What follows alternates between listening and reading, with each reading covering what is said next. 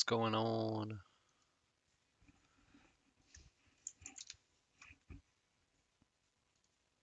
Yo, yo, what up, A-Ral?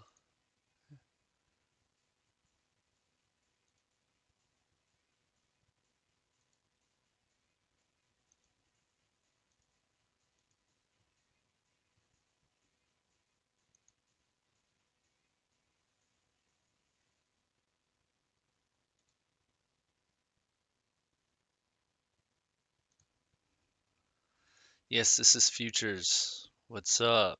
Good afternoon. Let's go. Yeah, NQ Futures. I'm doing good, man. I'm doing pretty good.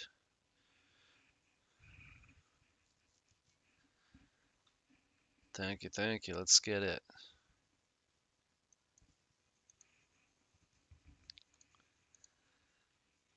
Yes, sir. Happy birthday to Dave.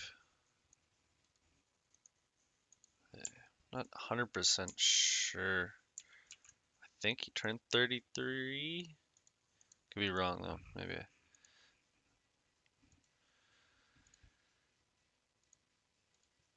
Yep. Happy birthday to Mr. Dave. What's up, Void? How's it going? How's it going? Yeah, well, I actually put the Discord link in the Discord chat right away today. Getting some people here.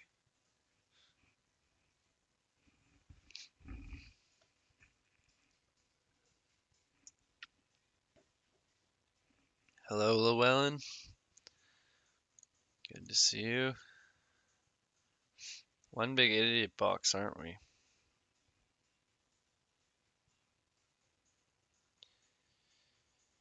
Yeah, I don't know why today.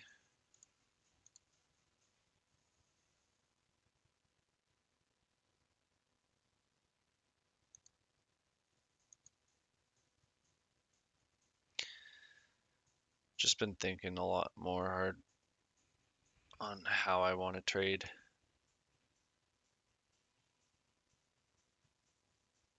how I want to mark up my charts and whatnot from what Dave told me. Getting even deeper into this, so I've just been watching today, honestly. Looking at some stuff on Forex too, seeing some stuff. I'm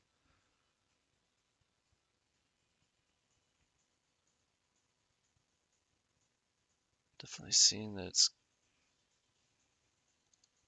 when we get near a higher time frame high, usually trade away from it and then we break through it. So it's kind of what we're seeing here. It's not exactly a double top narrative. It doesn't have the proper structure.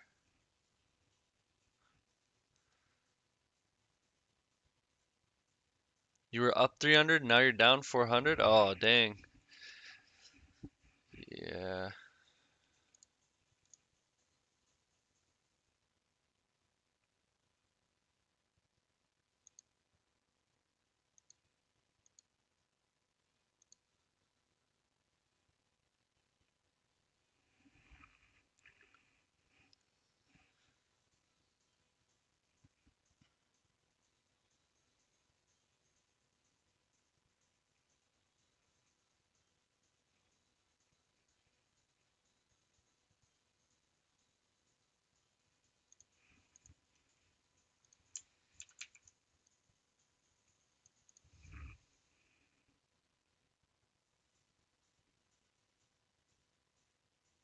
Oh, why weren't you mentally here today, Void? Was it like something going on personal or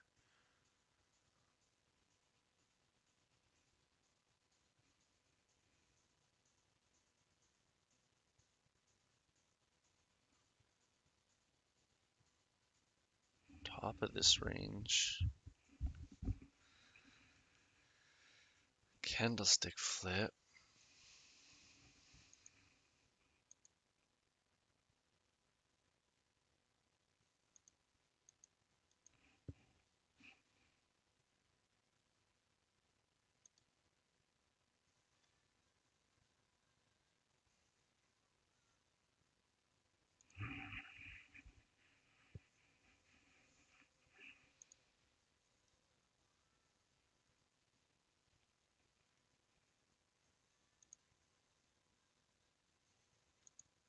Kind of want to, in the bigger picture, breaking these highs here, can kind of expect a pullback into this, acting like one higher time frame SNDR zone.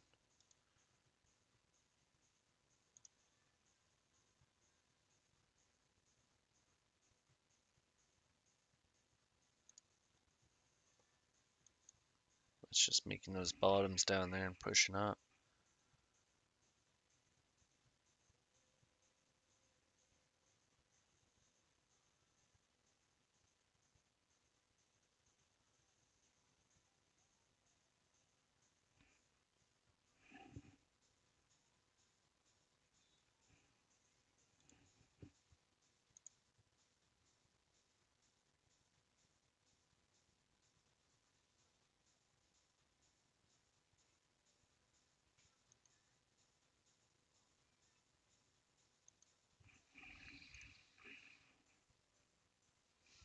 This range that we're breaking out of,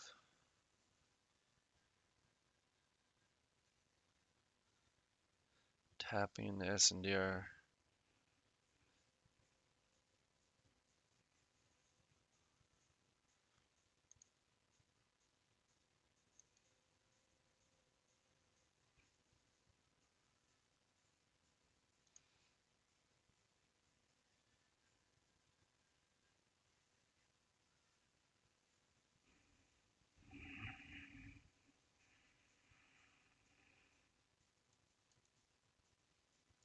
Oh, I did some revenge trading pretty much. Dang. Good old revenge trading. So kind of had this high here. It just closed higher than this high here, so it was a valid pullback. Closed higher, expecting to move back into the range, but that 5-second SNDR here, keep an eye on it potentially, but how much?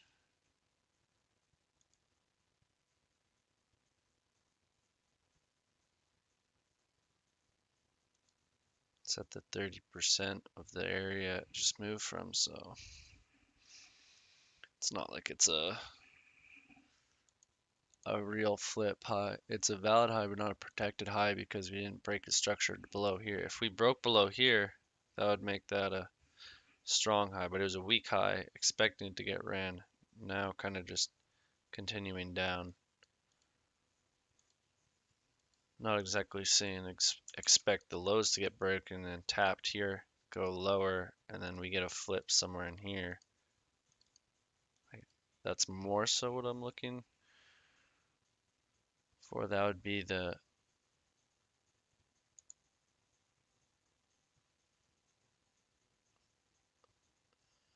kind of would be in line with the trend line too. I'll draw the wider one.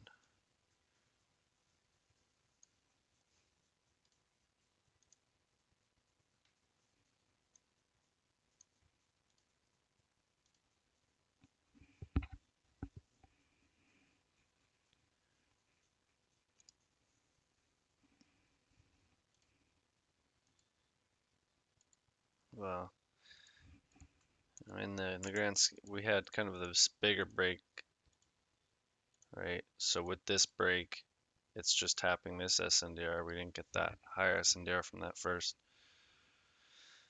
This honestly wasn't even ideally the low that we should be looking for breaking for the 5-second. The 5-second low is this one. Tapped SNDR for the short there, but hey, nothing I take, guys, is financial advice. This is strictly for entertainment purposes only. If you guys need financial advice, go find a financial advisor where you reside. I ain't liable for anything that happens. This is all fake money for fun, for sure. Just for fun. What's up, Ridawan?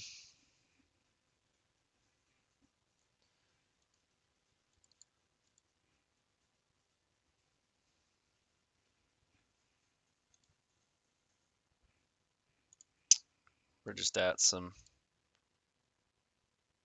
taking the low, trading back in, 5-second SNDR, but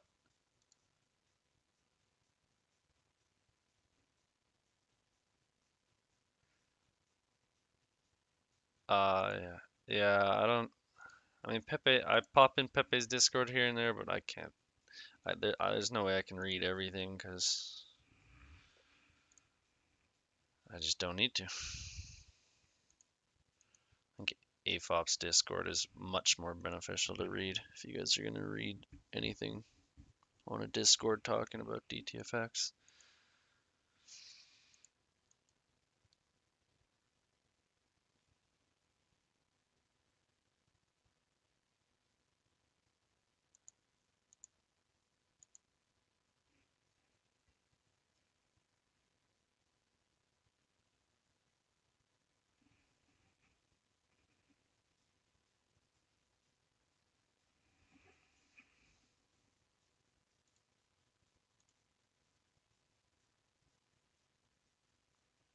There you go. You guys listen to Ryan.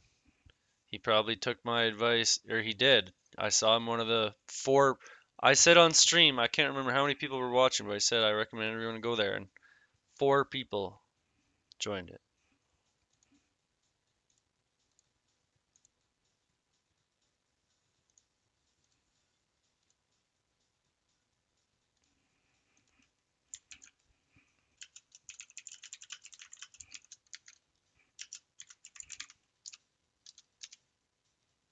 I put in my resources section of my Discord, the invite link. You can trust information from him. That guy's definitely something else. He's been able to be insanely profitable with DTFX with only the free playlist. So, and I know Dave's not gonna like this, but he only went through it once. He went through it once and didn't take any notes. Can you imagine that? What? Goes through it only once and no notes? It's because he actually focused on it, paid attention to it, and then just spent all the stuff he learned backtesting. All he did, backtesting, backtesting, backtesting, backtesting. 95% of what he did was backtesting to get him to where he was at. So, you know, it's you got to take it for what. Do you need more information? You know, it's the fallacy with so many traders. Is like, is the problem why you're not a successful trader really that you don't have enough information? Dave said 50% of your win rate comes from trailing your highs and lows. 50%. And 30% comes from recognizing you're in a trend or a range. Recognizing when are we failing to go higher? On what time frames also were we failing to go higher? Is this failure to go higher than this high a failure on the 5-minute? Maybe. Wake up, back in. Failure to go higher. Along with the narrative, we know that we're going to trade away from the higher time frame protected highs. Along with double top, we already completed the run of the high from the double top, double bottom narrative, I mean. What are we doing? Going lower.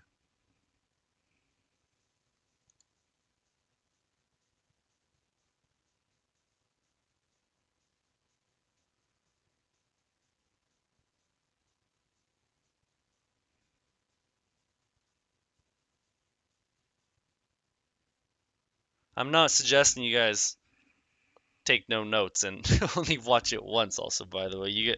That guy is a very smart individual who can retain information at a very higher degree than most people. But he took what he learned and he was able to translate into the charts right away, because what he would do is he would go through one video and then back test that for hours. One video, one concept. And then he understood what Dave was trying to teach and how you utilize it. Not just what it is, but how do you actually utilize it? How do you act upon it? How do you use it to make it turn into money, that information into money. Because we can know protected highs and lows, but what are the things on how do you actually use the protected highs and lows?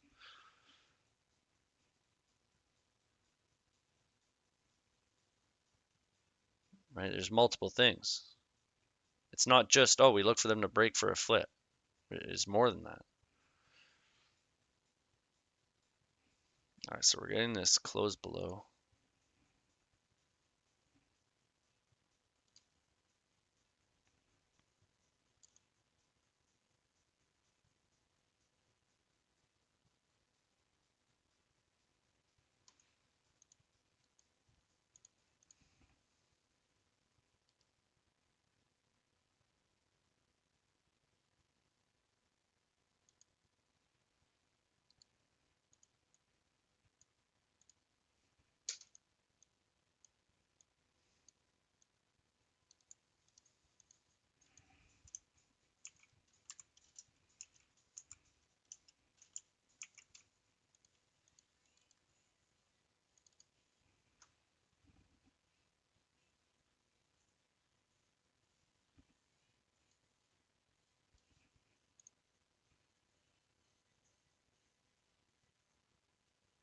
Here? Oh, yeah. Well, big ol' idiot box. That's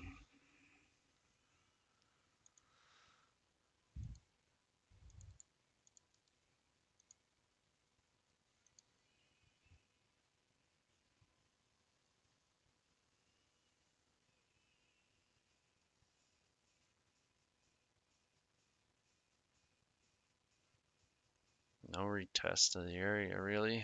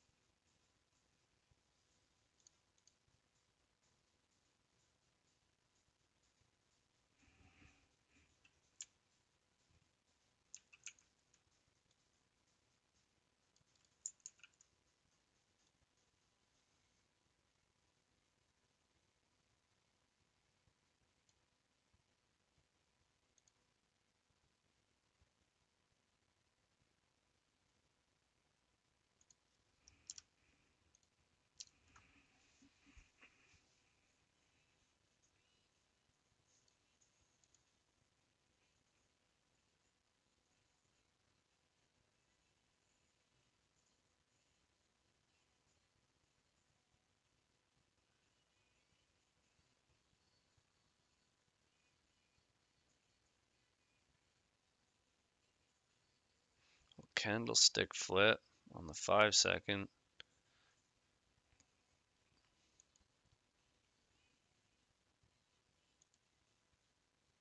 Coming to the 50% is really what I would want. Lines up with the other volume and stuff here.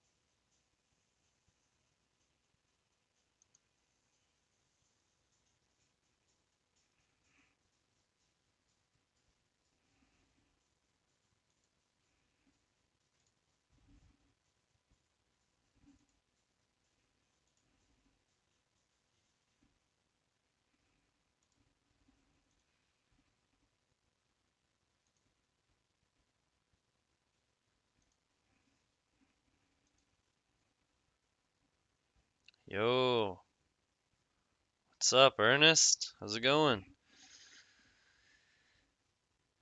What is shaking? It's going pretty good. Pretty good.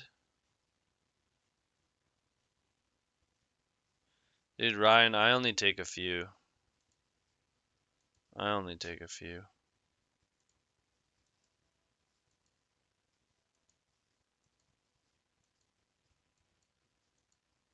I'd like to be taking more, but not yet. Not doing it yet.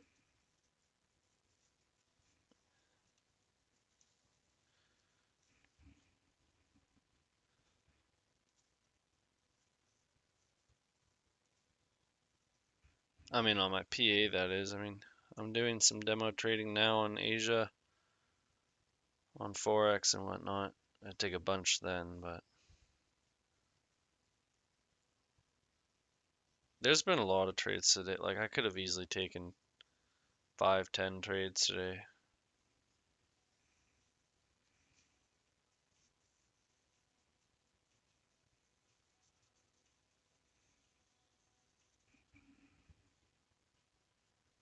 How was your day, Ernest? Did you have a good day?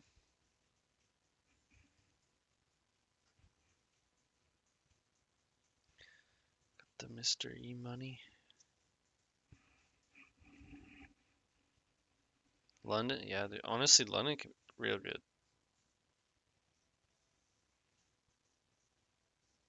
Has like the nice volume, but not quite the the amount of. Is that a word? Eridicity? Hmm. No trade, no accounts, just back testing. Oh, nice, nice. Yeah, definitely nothing wrong with that.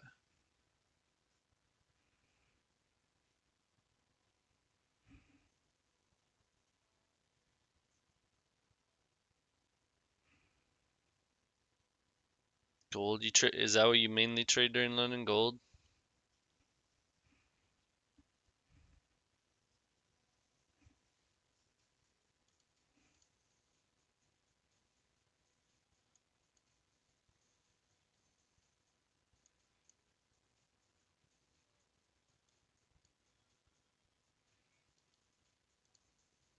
That was a pretty nice flip. Perfectly tapped the 50% of the SNDR.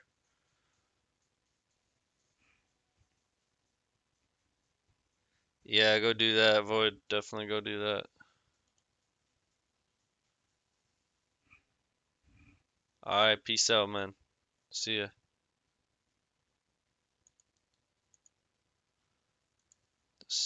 Good old staircase.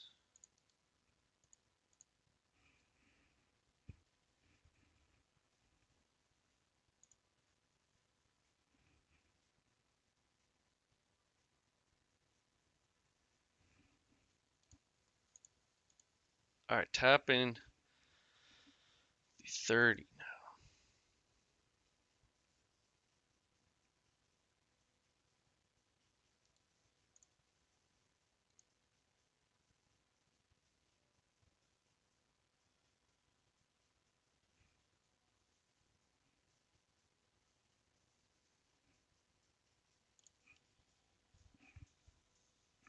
It's not really important enough for me to want to take.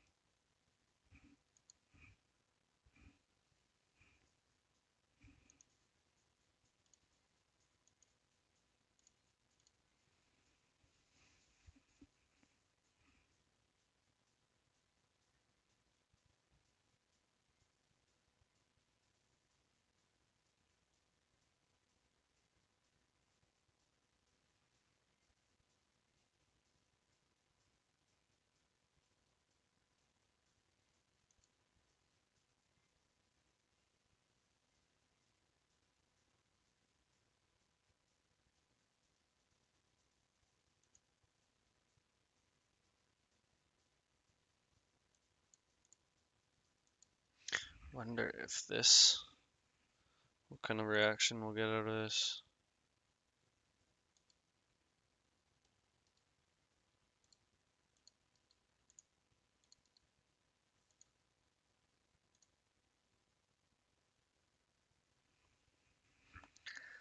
So we got SNDR right there, so I don't know if that's gonna go much deeper into that.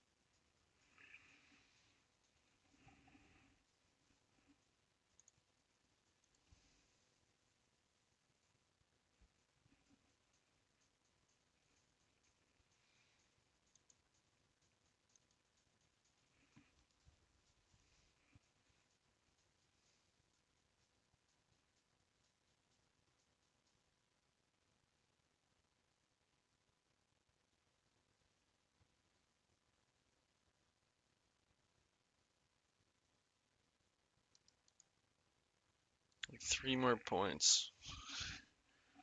3 more points lower.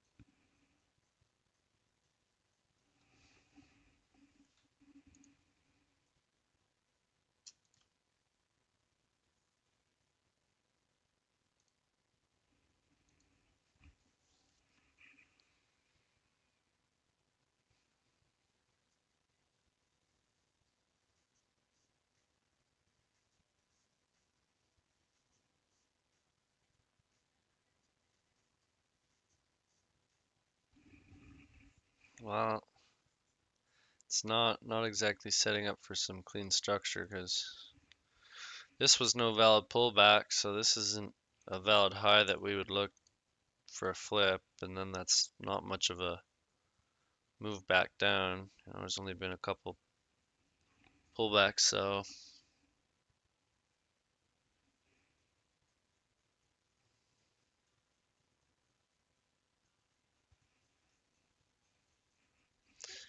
this is probably gonna go.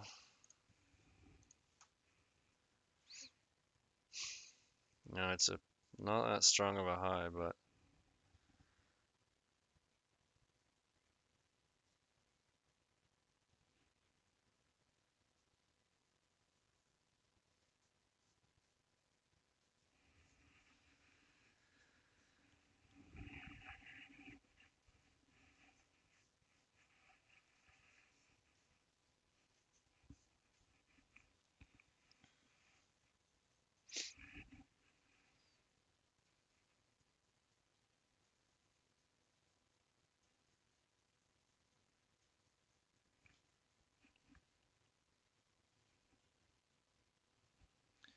what's going on, RZ? What's up?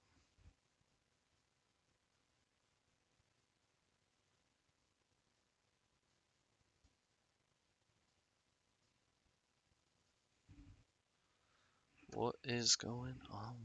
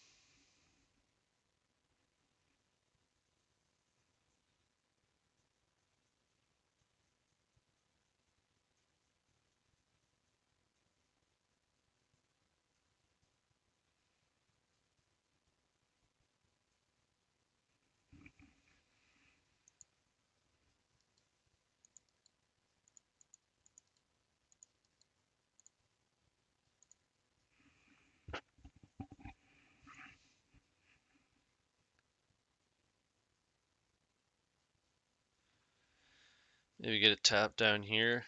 50% would be nice. Trendy? What?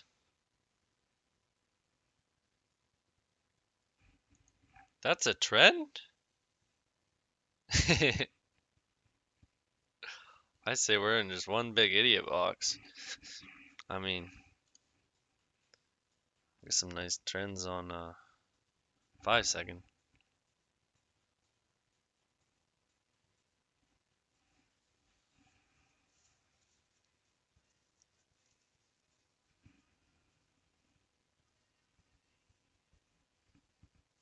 Yeah.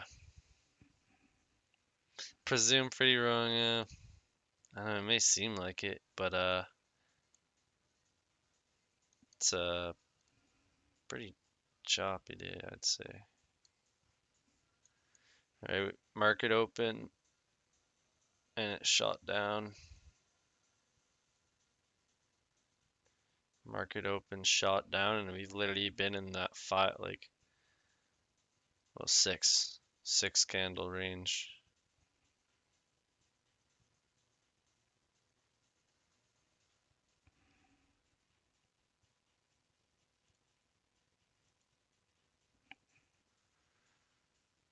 Yeah, I mean, there's literally no structure, right? When you got this breakout down here, that puts our protected high up here. Like, let's assume right here's our protected low, because it is, that we flipped up here. And here's our protected low, valid pullback, valid breakout. So that's a protected low. We broke it. Okay. So that put the high here. Pullback, breakout,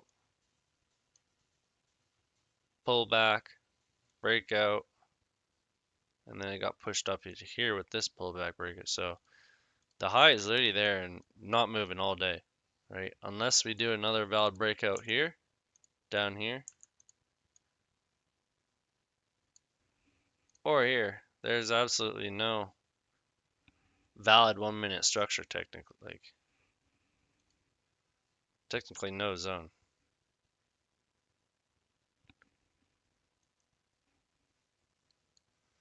Like, everything would be more internal.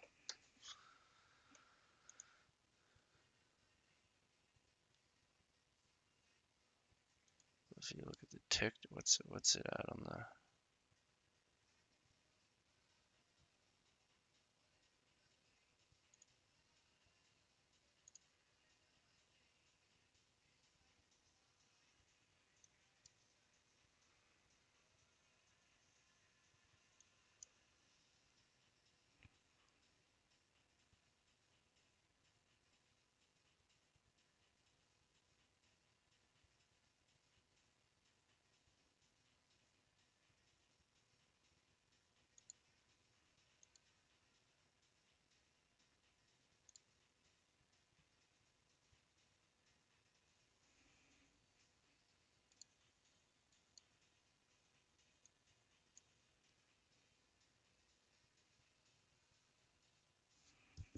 Look at that, it's a valid pullback on the tick chart.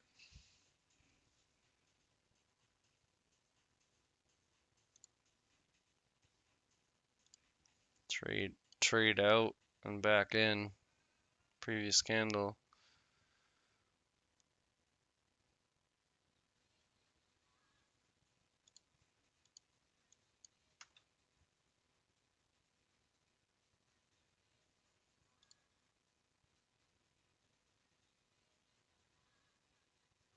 Looks way nicer than the 1 minute.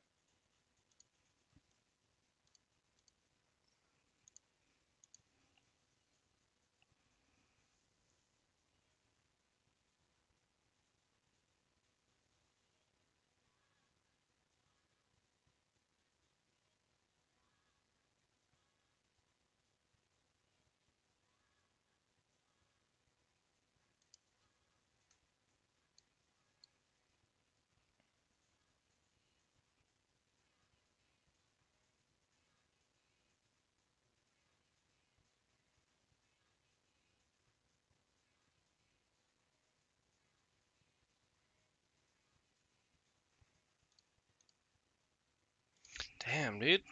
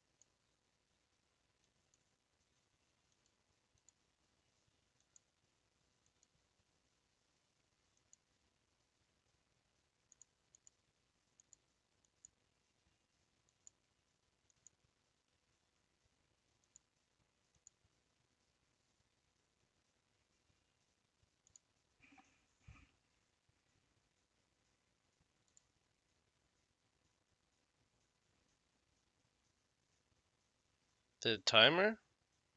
NC?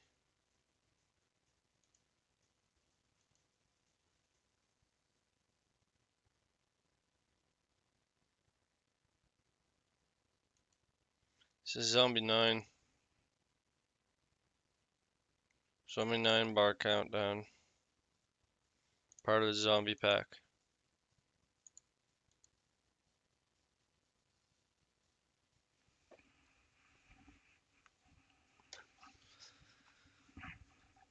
Oh yeah, I wonder if I can get that little border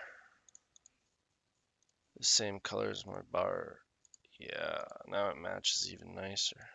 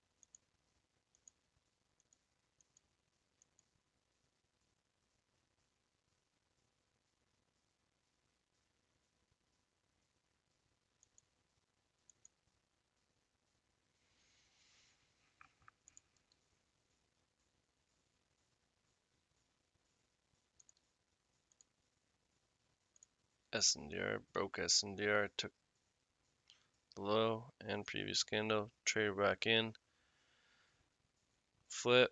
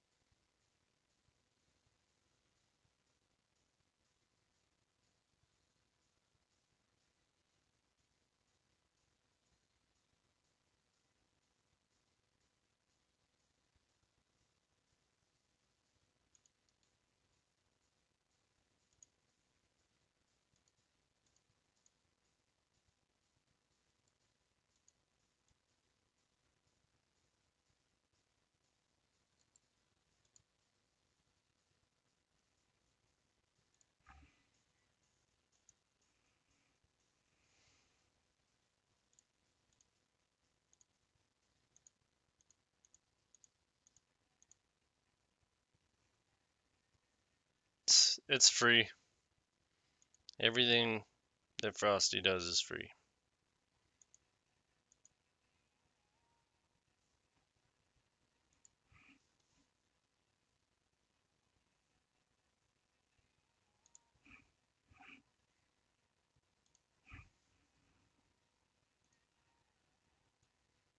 It's in my indicators, Google Drive.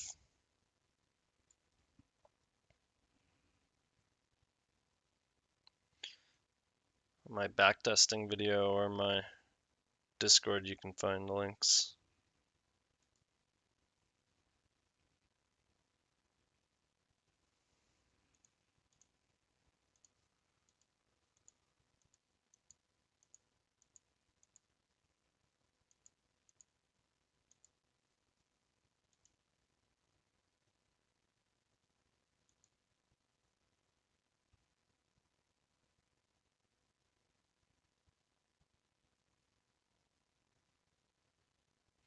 There are like built-in NinjaTrader time indicator, but it plots the value like in the corner. I like it beside price.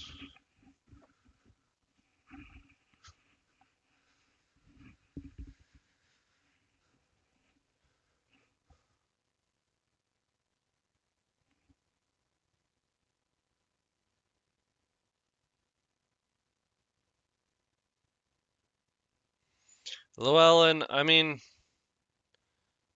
like I understand definitely what Dave was trying to tell me, but I'm not sure if he fully understands like how I'm drawing these zone outs and how I'm reading price, because I'm reading price pretty well. I know exactly, you know, the methods that I'm drawing these zones, like exactly what he taught me.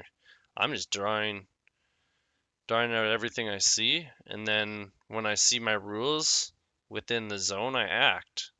So I don't know. I understand like maybe just drawing too many random zones, like just simply being like, oh, there's a high here, SNDR. Oh, it should hold. Oh, it didn't hold, so sad my confidence because I was expecting it to hold, right? So that, I mean, I do totally understand that part of what James was, or Dave was saying, but it's like, well, did we get a Renko flip in the area? Did we take a low on the 1 minute, trade back in? No.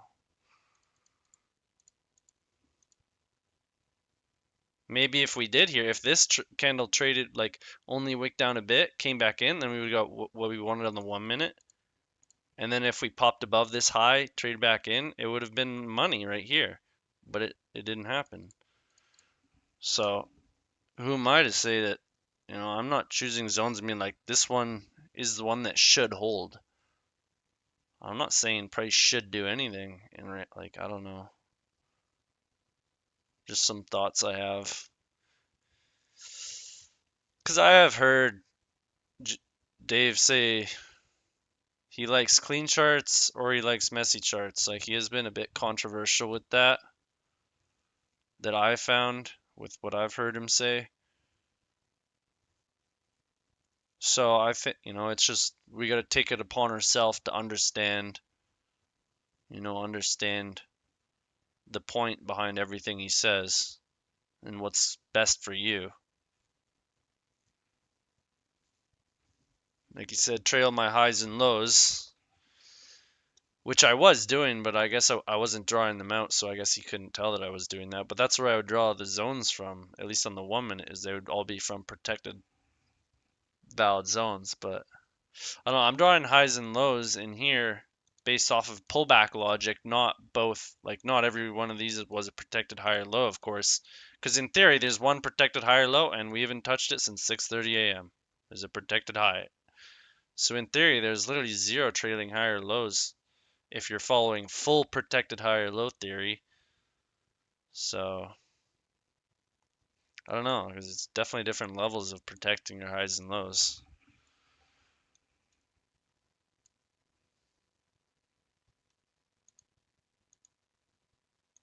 Like this right here, this was a valid pullback, but it didn't valid pull back in the other direction. So we had a valid high here, but then no valid low. So would you need a valid low as well to make it so I draw out the high? I don't even know. So gotta find that out more.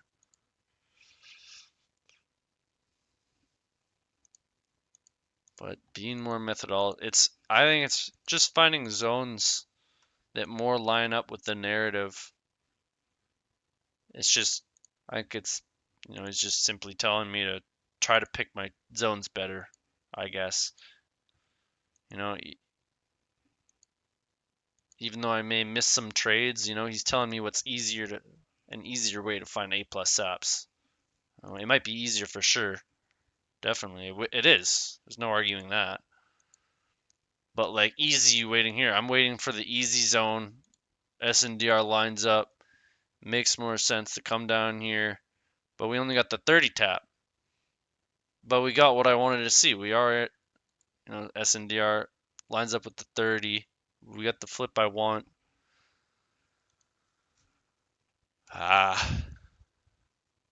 So it's kind of frustrating. I don't know. Frustrating when this stuff happens, but we just gotta be patient. Only take the A plus setups. Man, my one friend has been doing well lately. He's tripled his personal count in the past year. There'll be some weeks he doesn't take a trade. Some weeks. Whereas 1 week last month he did 15% of his account in 1 week. Doing like 2% risk per trade, going for 2 to 3 hour trades. Now it's totally different strategies. Don't use those numbers for this, but DTFX, but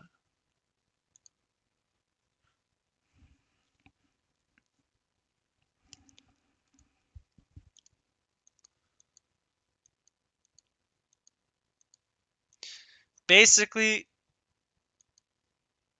I just need to be better.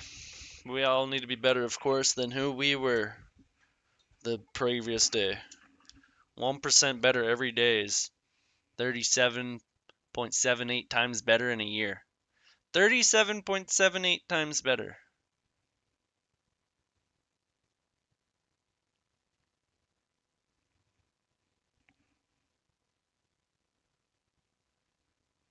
Yeah, it is, Shane. Hey, what's up, my man?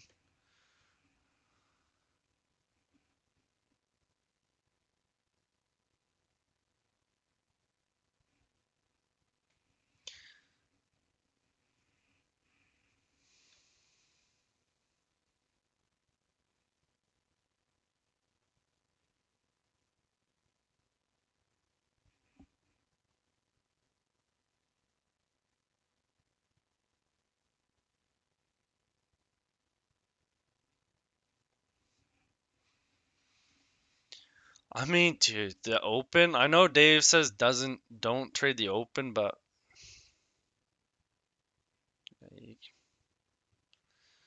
man, the open, the open goes burr.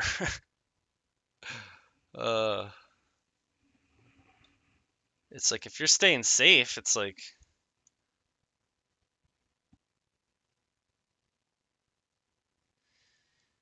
Yeah, Shane, I mean, his teaching is very much his own style, very much so.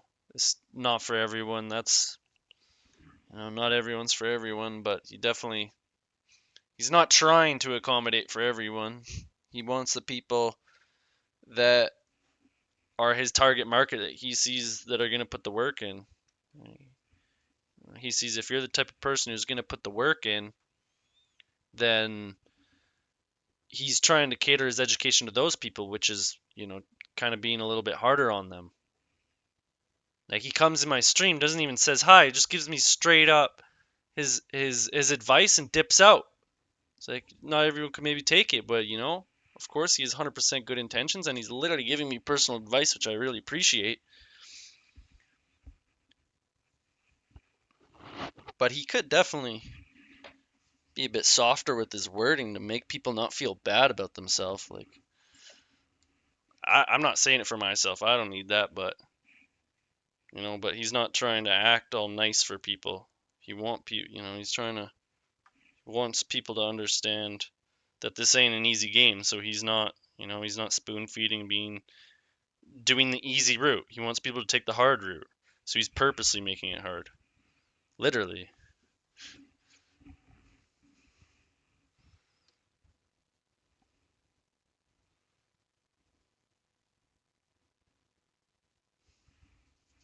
I mean, you see it. Like once you put the work in, you see it. It's like, all that work will be rewarded. Good. I hope, but nothing I say is, something that I wouldn't want Dave to hear.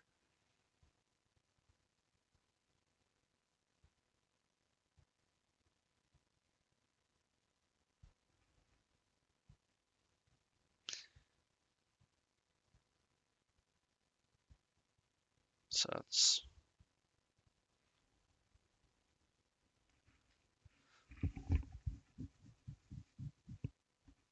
yeah, of course he means well, of course.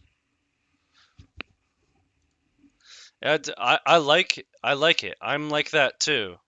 You know, I'm hard on my friends, and I don't care what they would think their opinions of me are if I'm not being a nice guy in that moment. I'm gonna give you the straight facts on what I think is gonna help you moving forward. Cut and dry. No, I don't need to be empathetic for the situation you're in.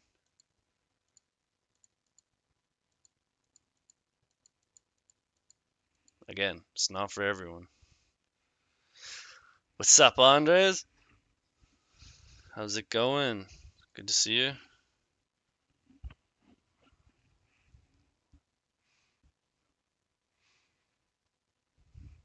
Yeah, he's simply doing what he thinks is best for us. That's all it is.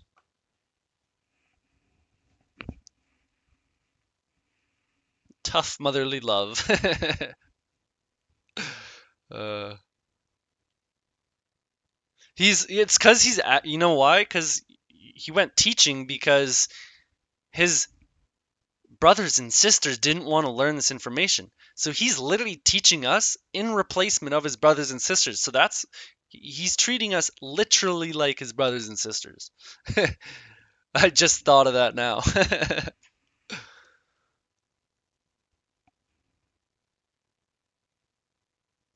The skull of Vitruvian, there's no room for soft people in trading. If you're soft at all, you're not gonna make it in trading.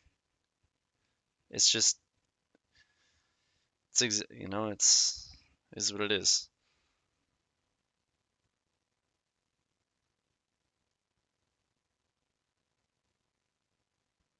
Like trading's not for everyone, so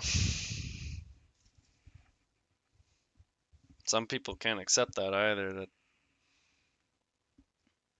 they're not meant for it. But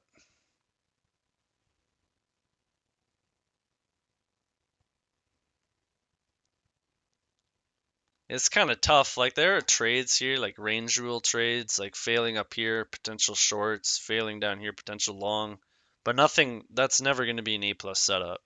Then trading off an unmitigated zone that is a fully validated structural zone with some 12-minute higher time frame stuff. Like here, it's just failure, failure, failure. We're just in a range. There's nothing here we can use, pretty much. Like basically nothing we can use as a higher time frame analysis to help us out.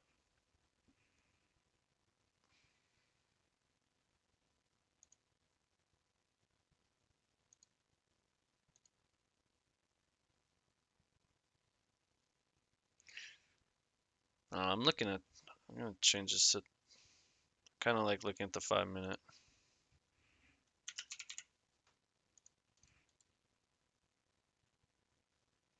Oh yeah, he definitely doesn't have to be sharing the information.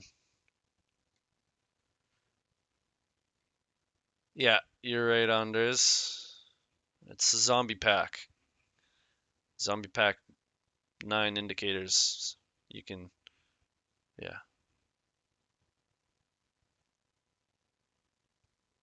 Yeah, I really recommend. There's a reason Dave is constantly saying, find your one kick, find your one kick. And your first kick is protected highs and lows. You should spend hours and hours only looking at a 1-minute chart. I look at everything because I've been looking at a 1-minute chart for years, thousands of hours. I don't know if you guys can say the same.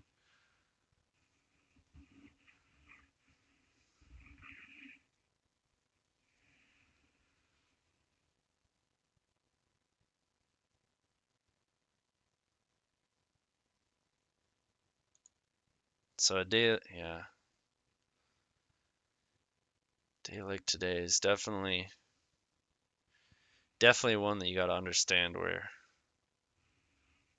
the market conditions, right? Like number two, the number two thing to pay attention to is, are we ranging or are we trending? What kind of pullbacks do we look for in a range? What kind of rejections do we look for in a range?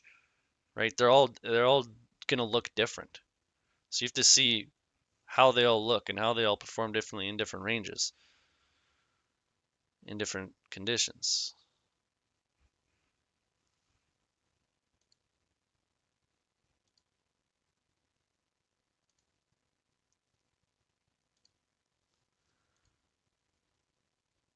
Man, I should be trading. There's no A++ setups, but still, honestly, all these setups are still working. Like flip long, flip short, back up here, this flip right here, right? That double top didn't work. Use our SNDR for running this low. Came up, tapped it.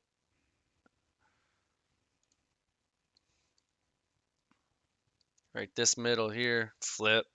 Literally every single flip in the past little bit's pretty much worked.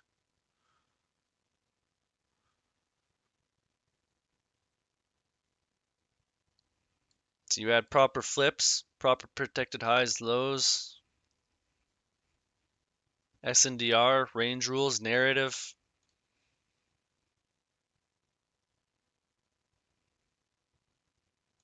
Location and draw, and it's game over. That's literally it. We're getting a flip here, feeling close below, but kind of getting a little bit of a rounding effect.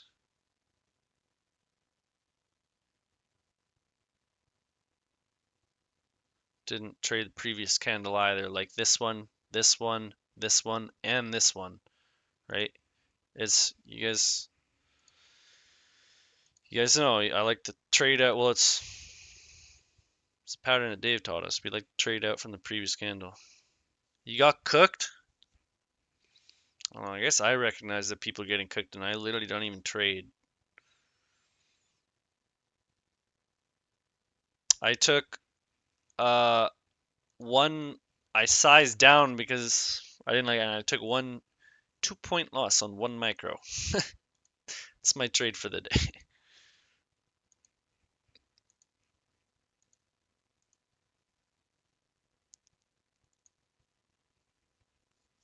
A lot of the time, first trade of the day too. I don't even try to like make it a good trade. I kind of just want to get the trade out of the way. That's something that I learned that's actually has helped me in the past when you would be kind of paralyzed and not taking your first trade of the day because you want, obviously, you always want it to be a winner, but that's a really bad mentality. You should always, man, I think if you expect every trade to be a loser, that is the best mentality. Like expecting every trade to be a winner is just insane. It's crazy that we literally want that.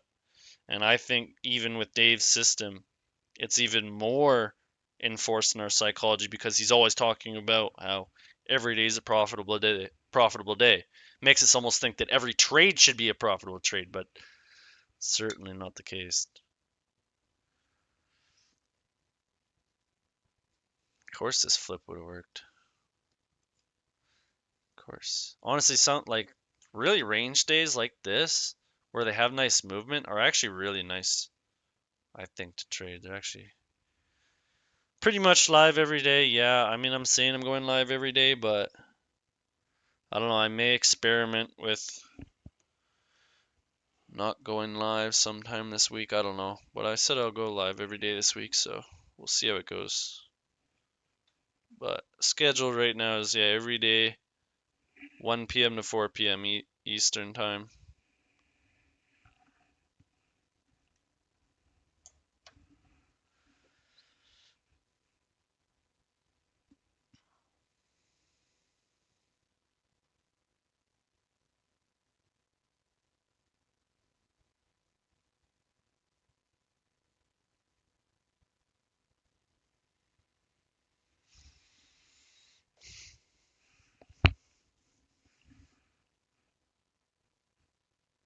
Just had an idea for a rule. If it's not a wick out and back in from previous candle, then it should be at least 1 minute candlestick flip because we got that here.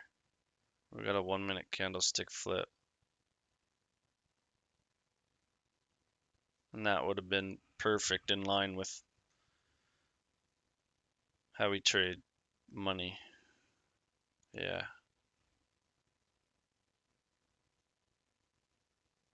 Because that's what caused me to not want this trade. It didn't meet that rule.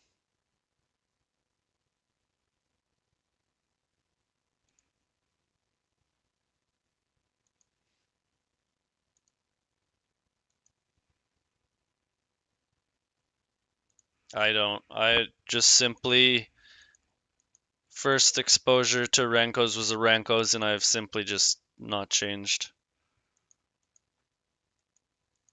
I had a previous mentor showed me them, and I just haven't changed. I don't see any reason. Like I looked at a couple of their Renkos, but I don't know. I didn't really see a reason to change.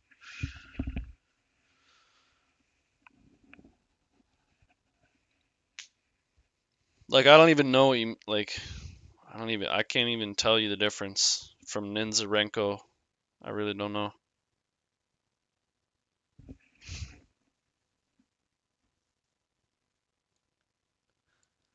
Yeah, totally blue. I mean, I was talking earlier about how people have to know, you can know your protected highs and lows, but how do you actually trade with them? Yes, one is looking for flips, but another one is looking to the word protected highs. What does that imply if it's protected? It implies that it's not going to be broken. So when price comes near it, it's protected. It's not going to be broken. So yeah, definitely. We traded above it, took it out, manipulation, came back in, candlestick flip, short, first tap scalp, double top here for the continuation longer. Definitely. Yeah, everything here is internal structure because of this drop. It just, because I've heard Dave say that that's almost wrong. I feel like I've almost heard him I don't even know. It was when he was talking about an indicator, so he could just be saying that something else with the indicator was wrong with that protected highs and lows indicator TFO made.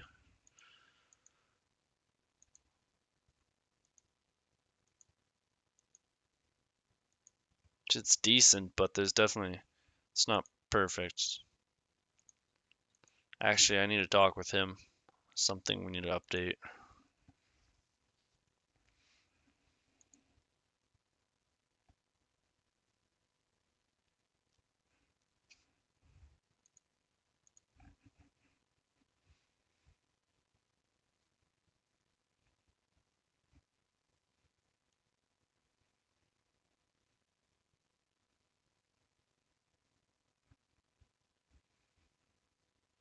What it like more specifically, why is that a struggle? Internal structure gets taken easily. So you're trying to trade like it's a trend then. If you're saying it gets taken easily, then that means you're expecting. Wait, if you're expecting it to hold, then that's a range. Then you're playing range rules. I don't even know.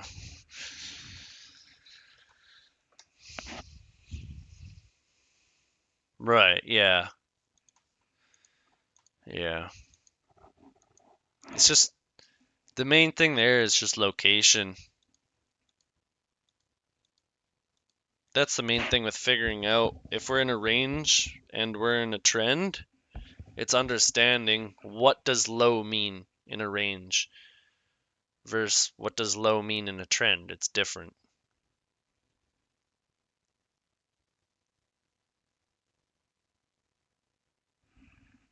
Well, at least you built it, got yourself back up.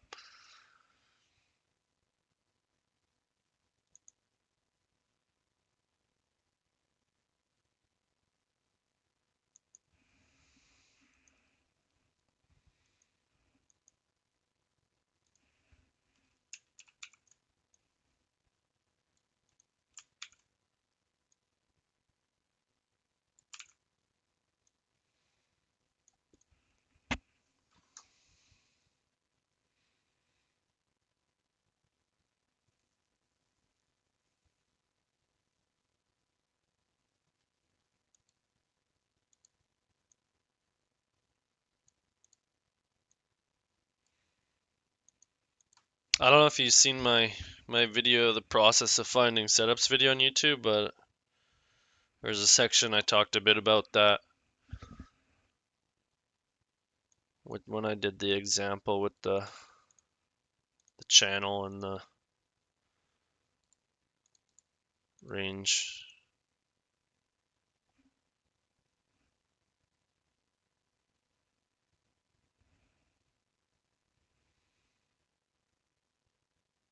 Yeah, it was, I don't. I mean, you should watch that whole video, but I think it was near the middle or the near the end. I can't remember. I think near the end.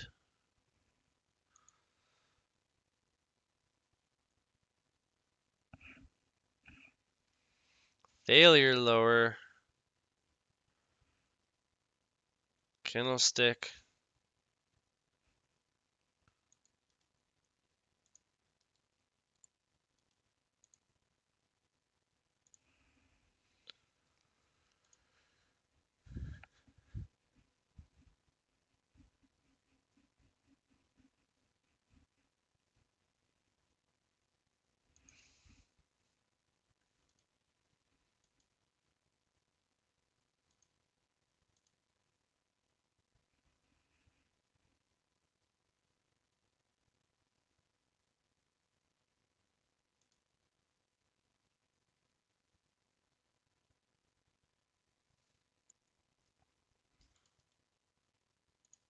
Freezing up here at this SNDR.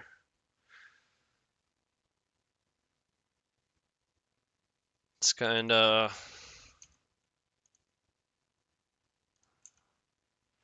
reaching the breaking point almost.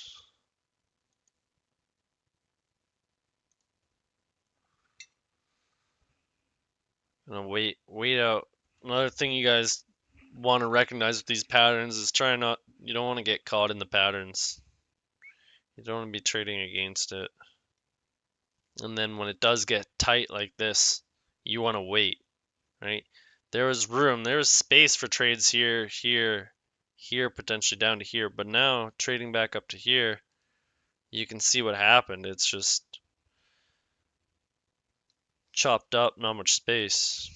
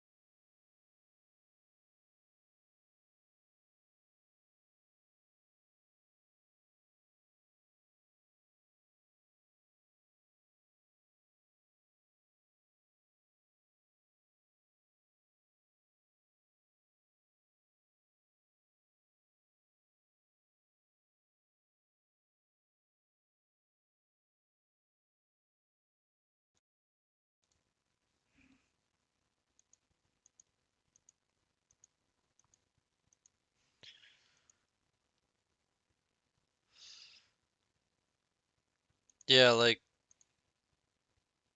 there's definitely good amount to be learned from understanding basic retail concepts and what the toilet paper people are trying to do. What are they doing? They're all shorting there, and now we're getting a pullback. 30% of the area we just shorted, swept from, but it's just a manipulation stab maybe to flip and go higher. It's kind of hard with that trend line. You want that basic structure to develop.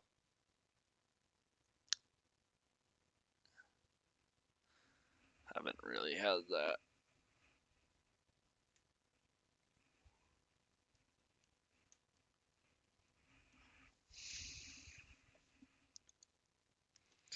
That's really this zone was.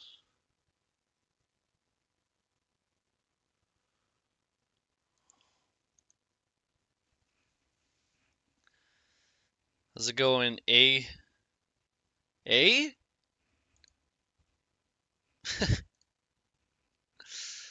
I've been. Crap, how long has it been now?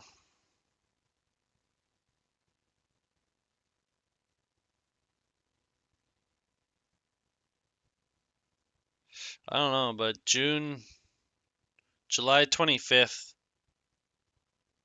was when I first started watching Dave.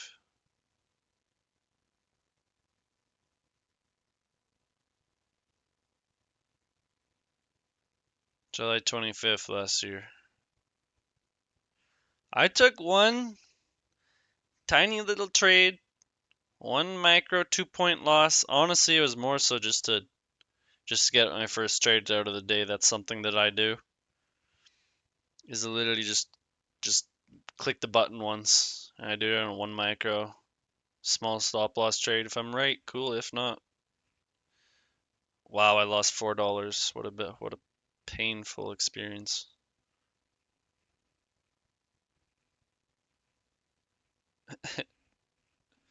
No, I've been really patient today, you could say. I've Dave made me do a lot of thinking. I thought I was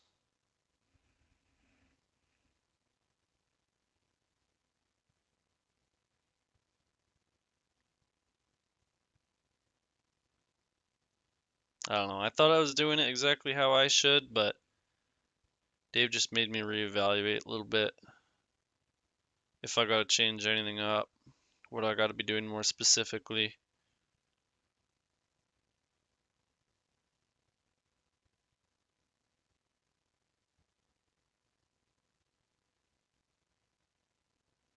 Getting better every day, that's it.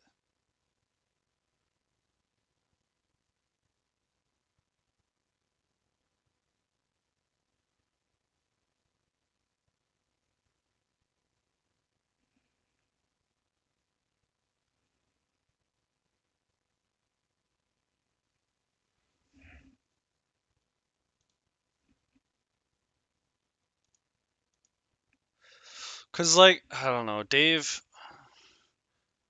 damn,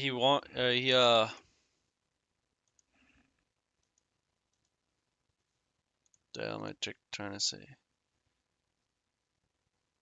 He wants me to focus on the A plus setups, of course. So he's just saying what's easiest for that, and he's not wrong.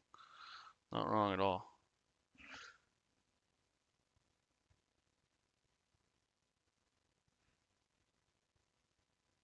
So, oh, see you, Jake. Yeah, have a good one, bro. No problem, I got you. Dave said, so like I've been drawing, drawing a bunch of zones up, draw zones up. I just draw what I see, and I rewatched the stream to see like the events that led up to what he said, like the zones I was drawing, and right before there's this 5 second zone I drew, and Price kind of went through it, but then basically went through the zone and manipulated it, and then it came back down like basically what happened here. I drew up this zone. It went through it a little bit more, but then came back down. On the higher time frame, it was just a wick. I don't know. That's not why he said that, but that was just one reason. An example is I've been drawing a bunch of zones out, and he basically told me to be more specific. So he said, "How do you know it's going to bounce where you are marking up, or are you just marking everything and hoping to see something? Trail your highs and lows for easier tracking of price, and be a little more methodical with A plus setups, and you'll learn faster." So it's simply because just the erratic, maybe a little bit erratic nature of the zones that I draw. Because drawing a lot of zones, I see a lot, and so it's just being more selective. And so how do you be more methodical and more selective with drawing zones and drawing things that'll give you your A plus setup? And it's really just drawing ones that fit the narrative, will set you up best with location, have the draw and liquidity going for you. Where would price have to go to create the strongest narrative in your direction? You could be right. It's a question you could be thinking anytime right now. So what could be something that we would like to form as a narrative to go higher here? Well, I mean, it would be real nice. We're pretty much doing it right now, but if we go near this low, fail to break it, so we'd make a double bottom narrative to go up here. Goes along, the 5 minutes, the same thing, right? That 5 minute narrative, trade away from a higher time frame high before we break it with that double bottom, rejecting the SNDR that broke the highs for the flip, plus the SNDR for breaking other SNDR down maybe here on a different time frame. Don't know, it's not as clear, but I'm gonna go down time frame, but just drawing more zones where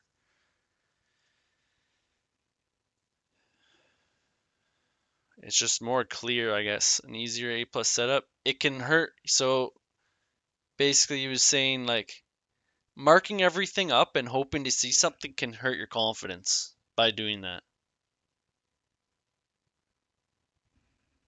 right?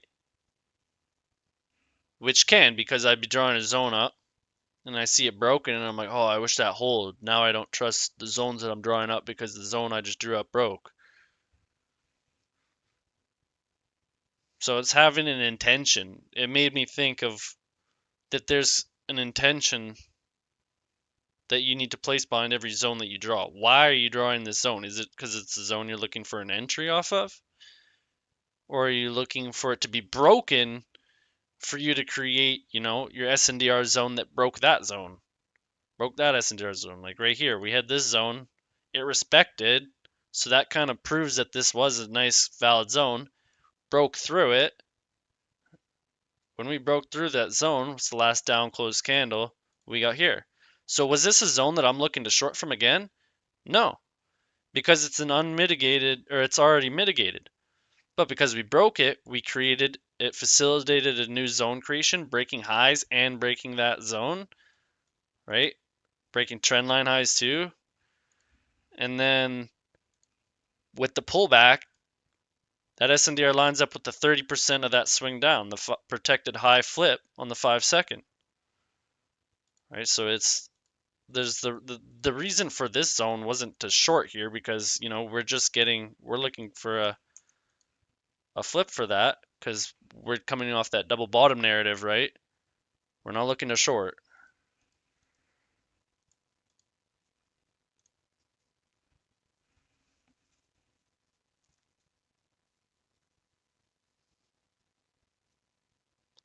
Isham, honest, a diagram. There's diagrams, bro. Like Stoic on my Discord. It's all just the basic, right? Here's your diagram. This is how the market moves.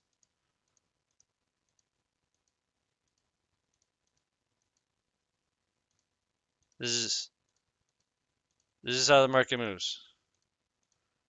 Okay? That's your entire diagram for what we're doing. Now all we're doing here is where the S&D is responsible. Where are the narratives lining up? Where's the location? Right? If this is all just one bigger move, where's low on the range? Well, what if that's a channel up like that? Or what if the higher time frame is it's a range? And then what we're doing here is failing to close above the range. So we're high on the range rules. But if that was an actual trend, is that high on this trend? Should we be looking to short there? Well, no. Trend says we're going up, right? So we would be actually wanting to buy there instead of short. The exact same spot, but just a little difference in what the higher time frame does will change the perspective on location. Is it low or is it high in the current market condition?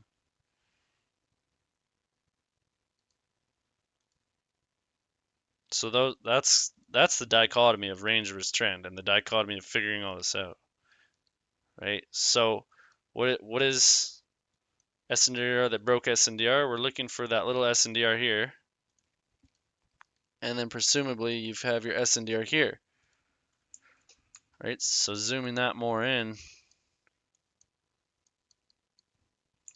you would have your little down candle within this leg.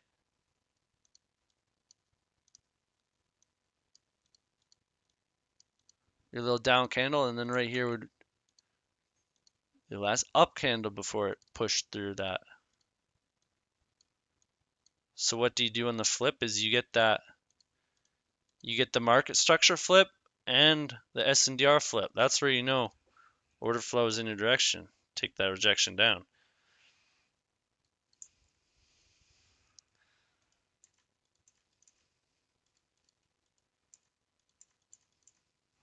What's up?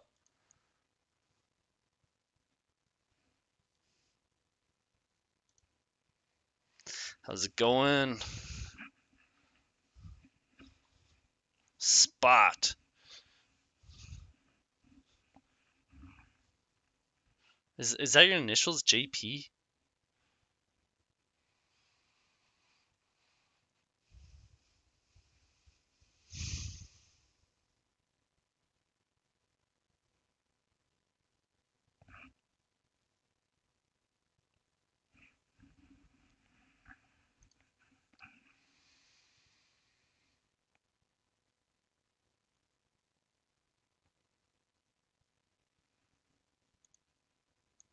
There's some good range trades.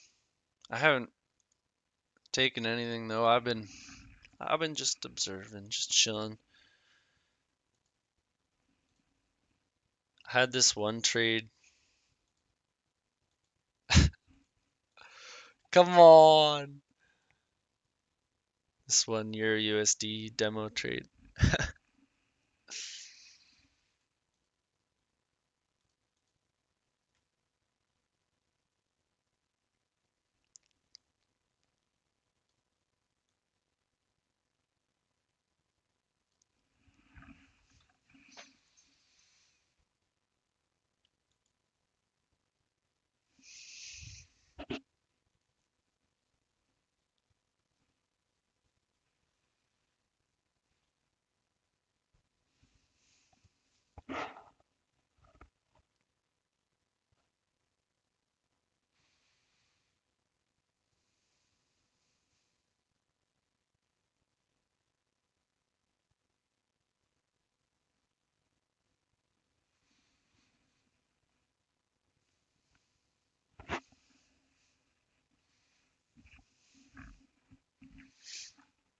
It's pretty nice.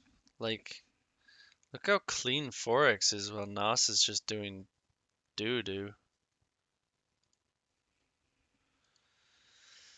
Uh, where's my... Oh, it's on my... I switched to my actual live account now. But I had a... Where was my long? It was right here. I was trying to hold it. Oh, man. Let me sign into that account. It was like a small win, turned out. Here's a demo trade. Not much is happening on Nas. So I had tried to catch it first, just got manipulated. I longed it, and I was trying to aim for this liquidity this high here. Had my take profit, but it just happened to hit this last candle up.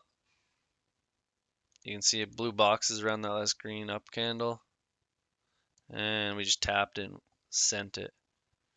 Unfortunate.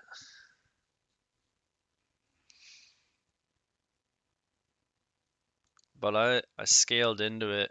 Was pushing, kept pushing, came back on me with the candle, loaded up and kept pushing. But here, what we have, here's our SNDR for this little break up here. And so when we broke it here with this wick, here's our SNDR that broke SNDR, took out the highs too, came, tapped it, went higher. And then we had on this break, this little SNDR right here, pretty much. It's like that. And we broke it. So if we break SNDR, where do we go? To the origin.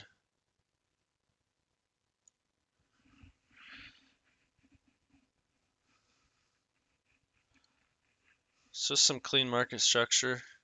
Let's look at odd. Odd USD, I had this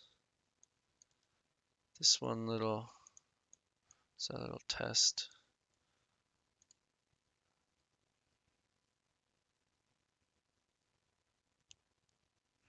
What do we got? Like here, candlestick flip on this candle down, push the low. Candle flip, came up to tap the little SNDR for that flip. So you could have sold there and got that scalp down, these nice two candles there. Target opposing SNDR right here. Right, last push up that broke this, pushed up that broke the lows. Advanced market structure, bang, bang. Came up, right, first tap scalp, second tap double top that liquidates the highs. Oh, it's beautiful.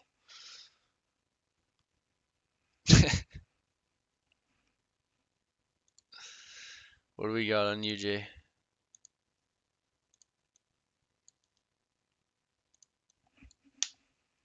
It's not doing anything.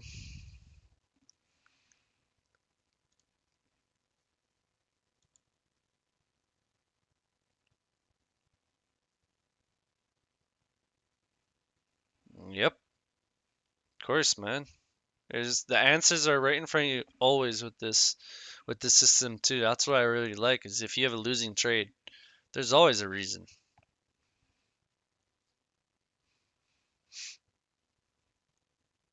Not like with ICT, it's just the way it is. It's just the way it is.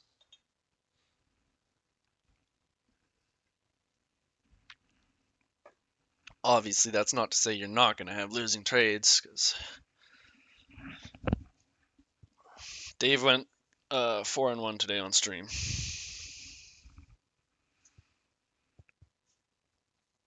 $900, one contract, 2 hours.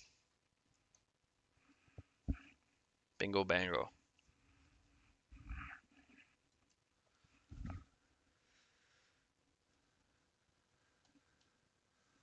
All right, back to Forex because it's way cleaner. Huh. What do we have? Oh yeah, I had this marked out right here when I saw. Oh, get out of your auto scroll. Who loves auto scroll in MT5, MT4? Isn't it annoying? Anyways, uh, broke out this high. I saw it we had today, and I drew out this SNDR. If it broke, I was like, might go to the lower SNDR near the origin, but we just got a tap of the top, and I was really debating longing that bar. I saw it, but I was thinking that we might get a deeper rejection, cause, but honestly, it was nice. It was pretty nice. Got the pattern we like to see wick out back in. Looks like a nice 2 pushes down into the zone. What I'd like to see. Then this is pretty clean. Lows taken. Flip. Tap the SNDR with a double top too. And you can see the flip here if you want a whole nother candlestick flip. Flip the low. Tap to the pip, the SNDR. To the pip, you could have had an entry. To the I It's actually insane, guys. I don't know why anyone would want to learn anything else. I went into one of my old Discords earlier yesterday and I was like, guys, DTFX is the best thing I've seen out there by far. Like, I'm not saying you guys should learn it, but you should learn it. The owner of the server was like, that's your biased. That's crazily biased. I'm like, yeah, it's my opinion, and I'm strongly stand by it.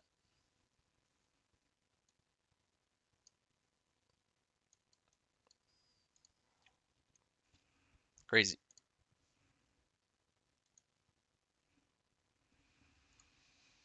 This summer, yeah, do it, do it. Just tap in right.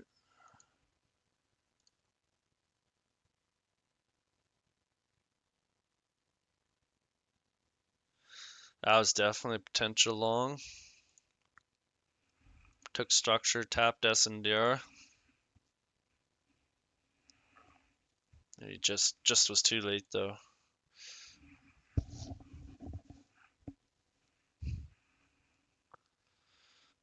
Tapped that 50% quite nice.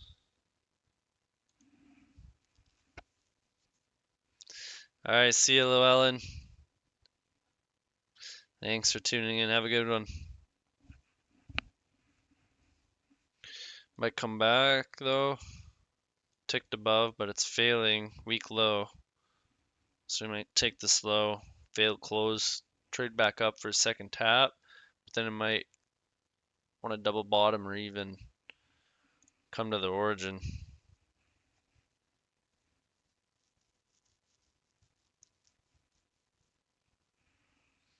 Come to the origin. Nice. Would be nice.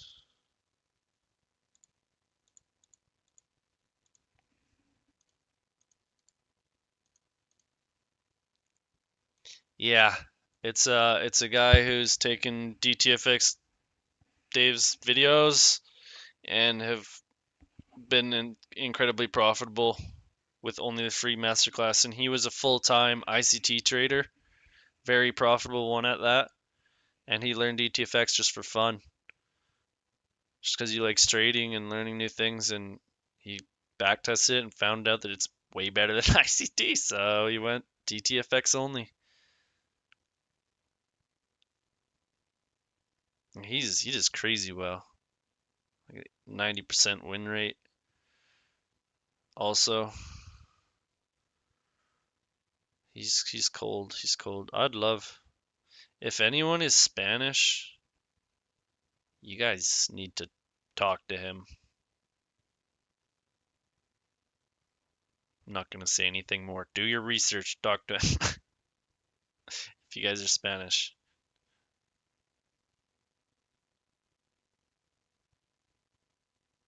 Especially if you're Spanish. Anyone can talk to him, but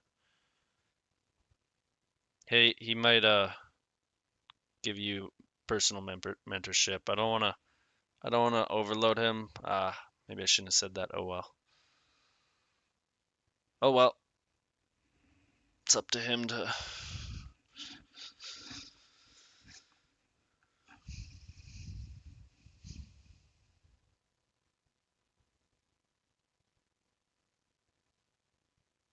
Yeah, AFOP's Discord.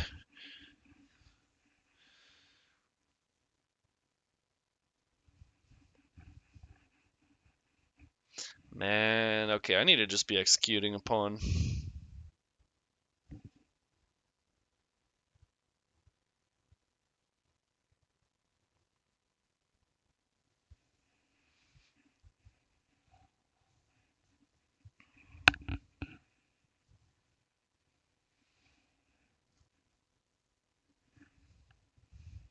I didn't like this that much because it literally only like went a tick above this high.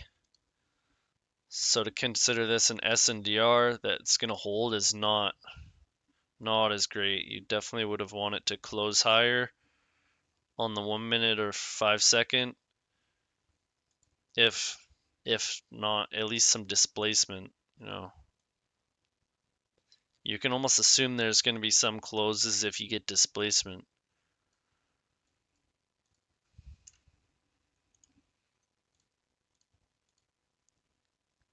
Something I learned in AFOP, which is you know, I have had that observation before when I came into DTFX, but you know, hearing AFOP says that just confirms it because he's already a profitable trader, and so when you hear profitable traders confirm your thoughts, you know, it gives you confidence.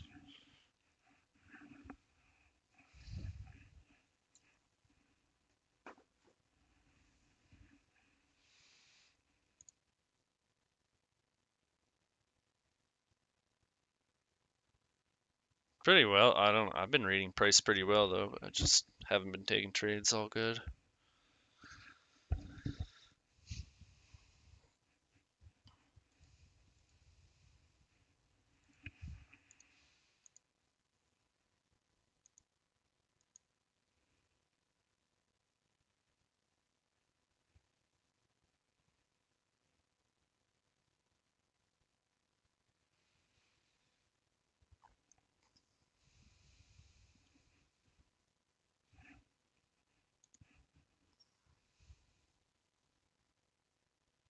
Let's go, Blue. That's that's what's up.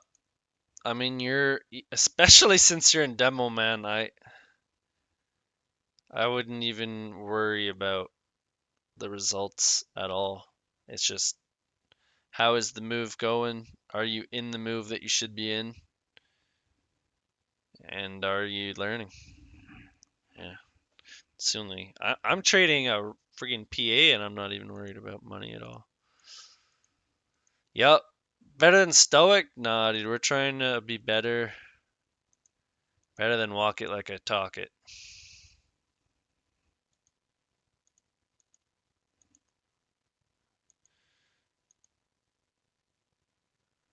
And Shaz and C-Pope. Nah, Stoic too. But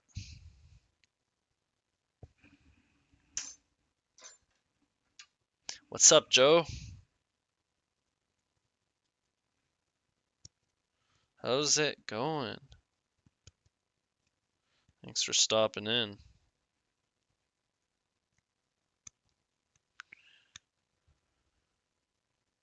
I wonder how well you guys are doing on lakes today.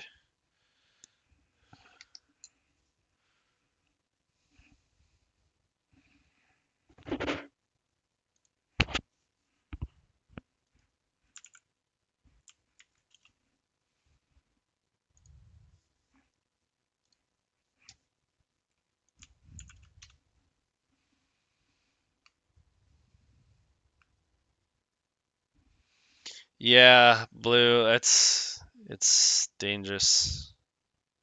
It's honestly dangerous.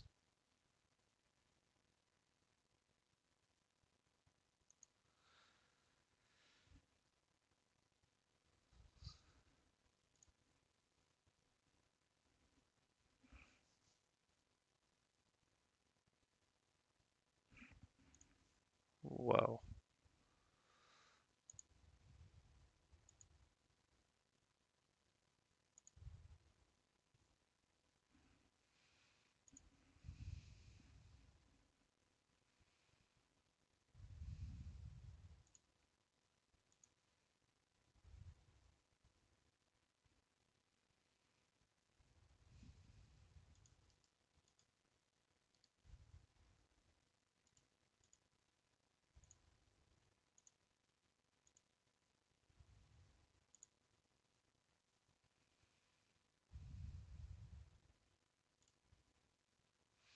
All right, blue. See ya, man. Have a good one. Candlestick flip.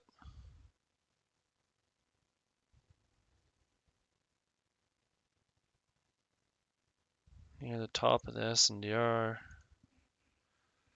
but it's not.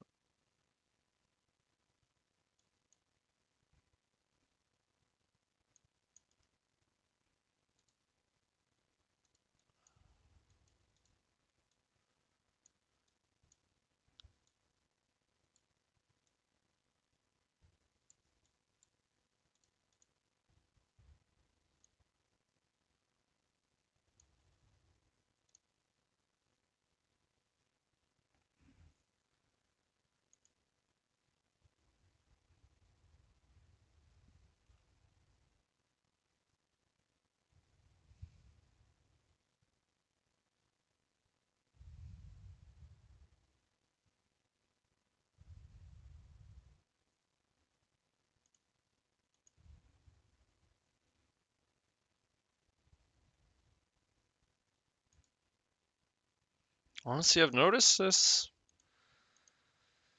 happens a decent amount. I wonder when there are certain times. Guess we're at that strength level where it's like there's some zone to the left, some highs that we took, traded back in, recent highs took, traded back in, candlestick pattern. We flipped it, but we just manipulated higher. We'll get that extra stop loss. Sometimes we'll be right, the flip will be good, but it'll just manipulate higher, basically be the stop hunt for the DTFX traders, and then it'll go and then do that. So that's why it's like first flip, right? Consider that almost first flip is fake. You consider that with all time frames, all flips, like candlestick structure flip too. It's not just like within pullbacks, like counting your swings. Like if there was a fake flip here, fake flip right here, broke low, fake flip. That's not protected. Actually, depends how you're counting them. But we actually, yeah, I didn't even move it, but yeah, we broke it. So the protected low.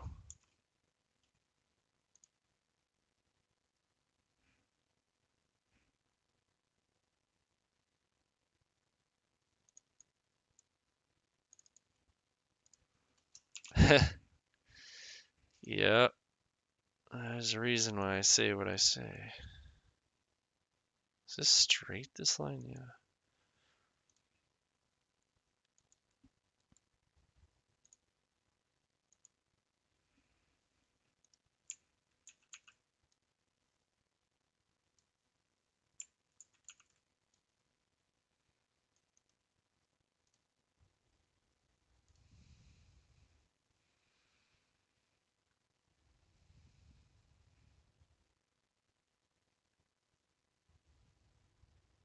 double top, runs lows. So this protected low is kind of a draw. Failing around here would be nice.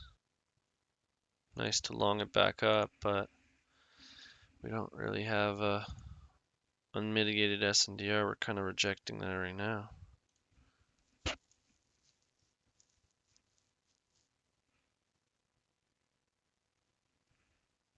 There's not really any other unmitigated.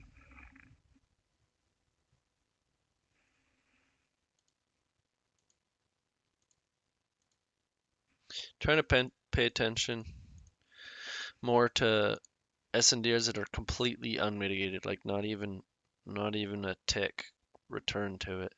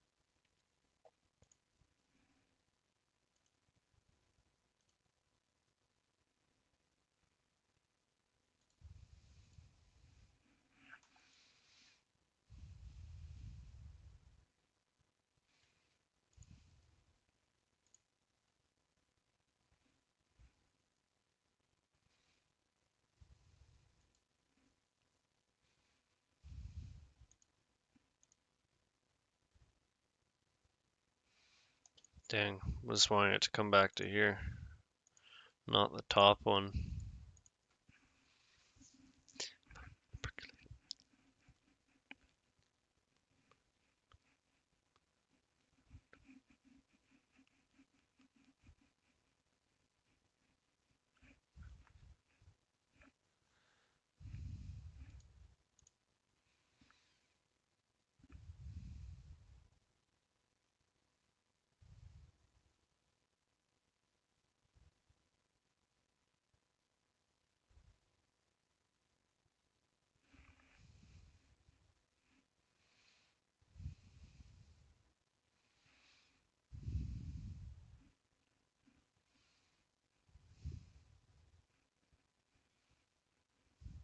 Beautiful. It's beautiful though. It's beautiful.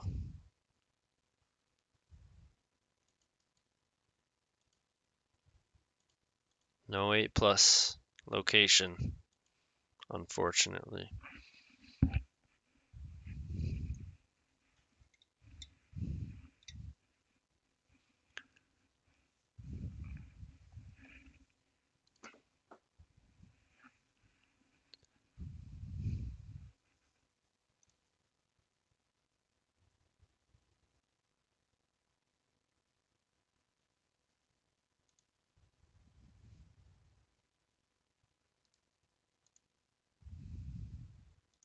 See what we do at this origin zone. 1 minute origin.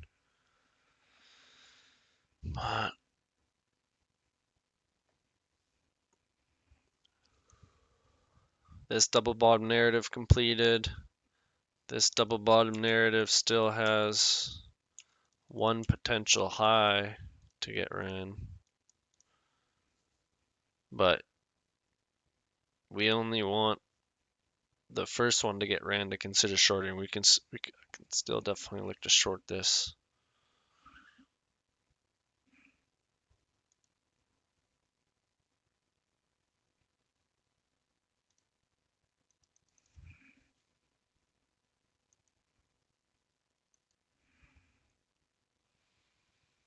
Dang, man.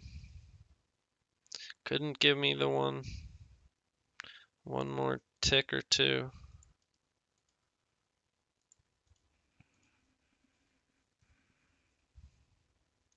It's the same thing that happened. Same thing's happening. That happened here when I'm waiting for this 50.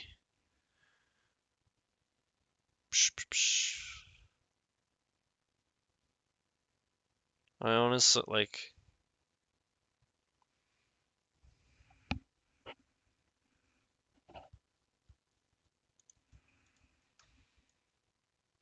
High broken out because we had. No, we didn't. JK. I bet you a bunch of DTFX traders have this as their protected low right now because they think this is a valid pullback from closing below this candle. That's what I used to think. Ain't no valid pullback.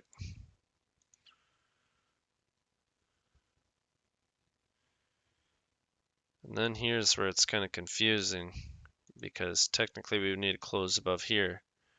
No close above there. So all of this is just part of the leg up.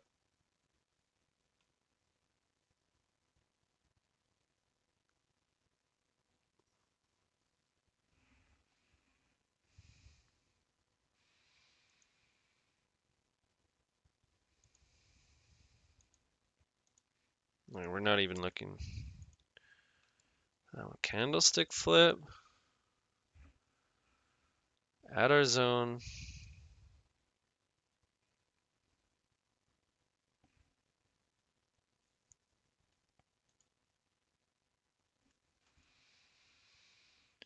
I don't know, is it the manipulation we want?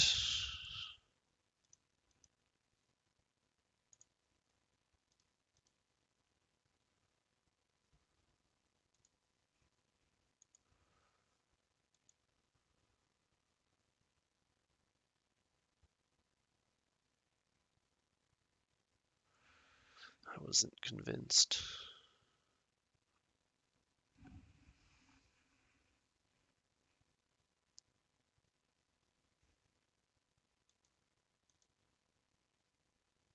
Jeez.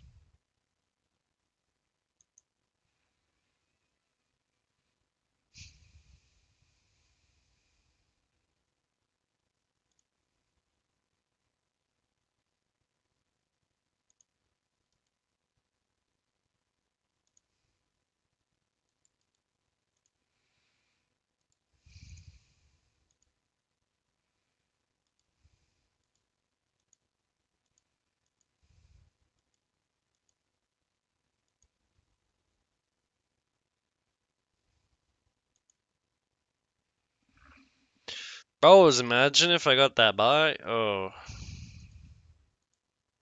Oh.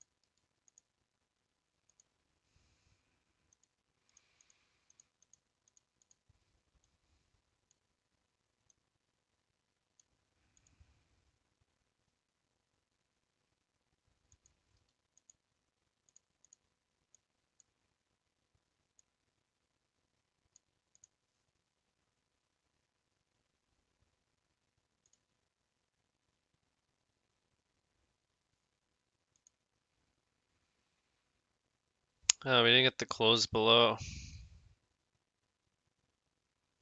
That would make this stronger. But watch it tap it perfectly and go, because why not? If it rejects back up here, it's probably gonna go higher. If it goes back up here.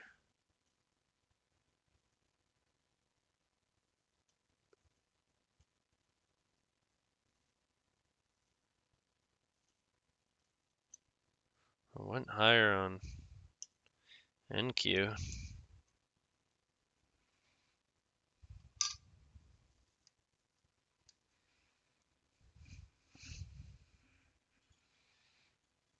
And this is where someone gets tripped up, takes a losing trade. Because they see the aggressive setups working and they're like, oh, I'm going to be more aggressive. And then they take this shitty sell. That definitely could work out though. It's looking like it will.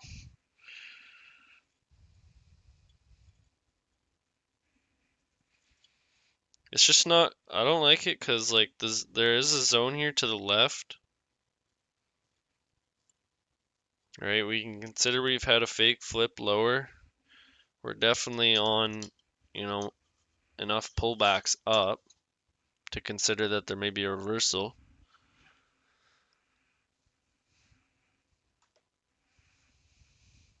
I mean, shit, the zone I drew, I mean, it ain't lying.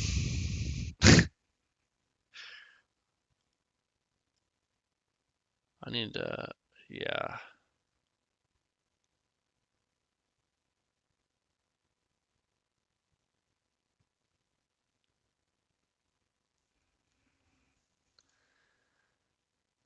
Why couldn't you have closed like freaking literally 3 more ticks lower? Market is just not going my way right now, even though I'm still reading it perfectly. All right. Sometimes it be like that, and that's why perfect isn't optimal. Damn it. Look at that, man. Well, did anyone freaking take that and win off that?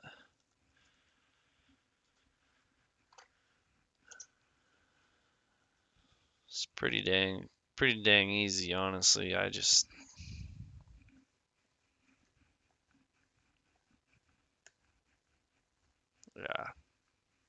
Nicely done.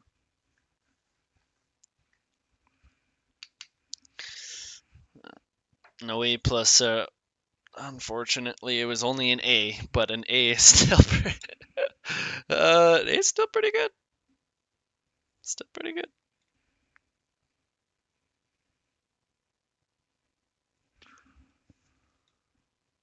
5 point slap. Hey.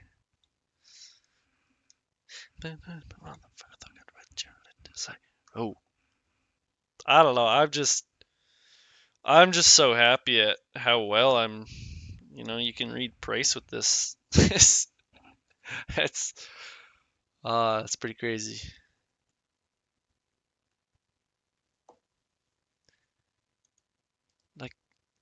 Like worst entry here, I would have got just a few pips stop loss top of zone would have been 3 point.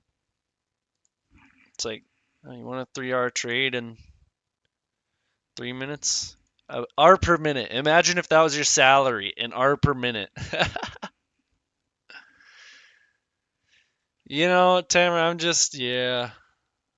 I mean, it was it wasn't ideal because like that exact same setup happened earlier this morning and it failed. Not exact same setup, but similar setup where it was like a failure pullback on the 1 minute. So I wouldn't say it's too aggressive if you're taking A plus only, right? So But like I said right after that, A is still pretty good. That's an A setup.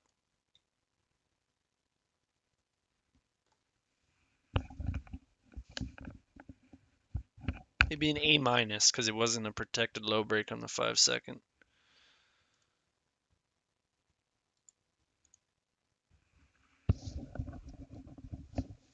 A minus, still pretty good score. Man, maybe I should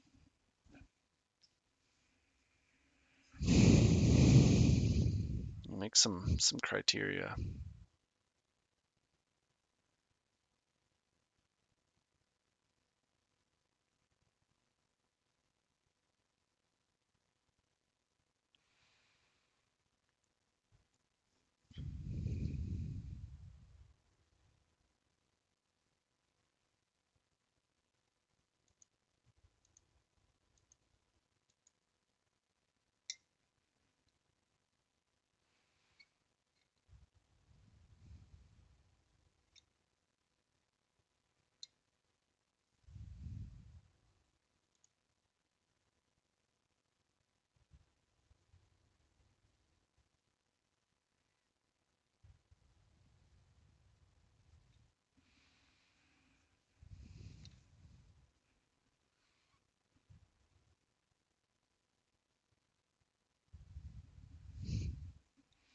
One-minute origin swing.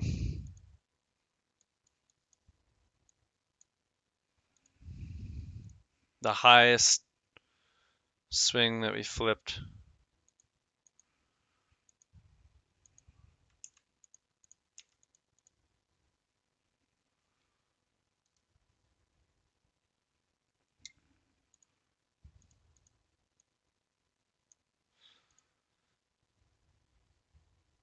Second tap.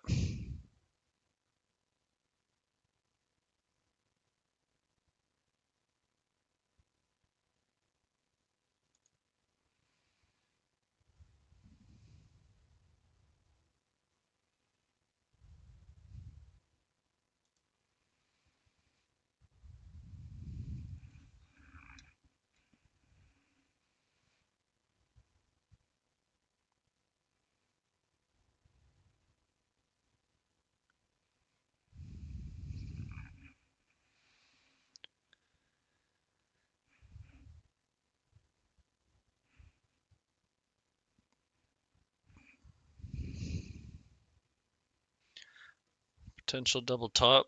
Failure.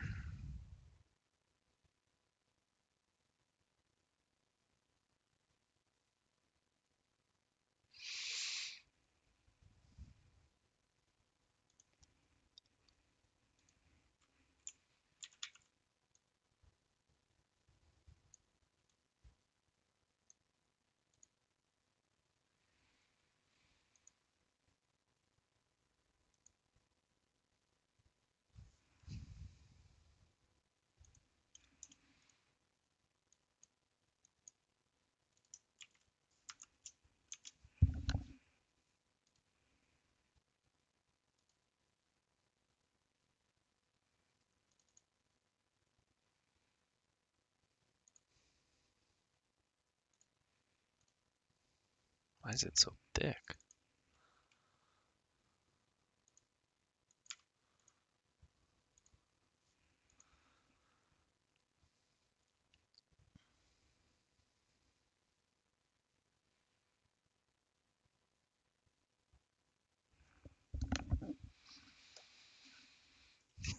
Five-second double top. Run the low. Run the first tap scalp.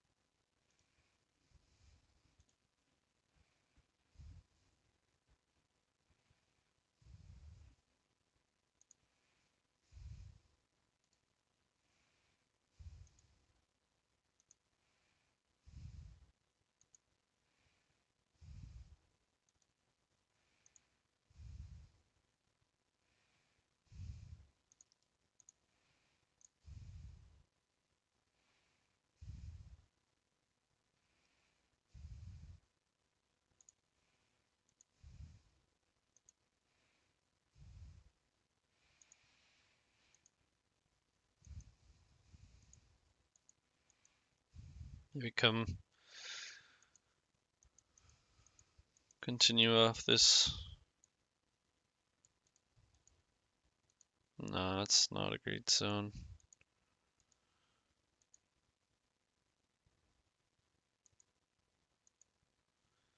I'd like to trade off the protected low. So take this low of this SNDR.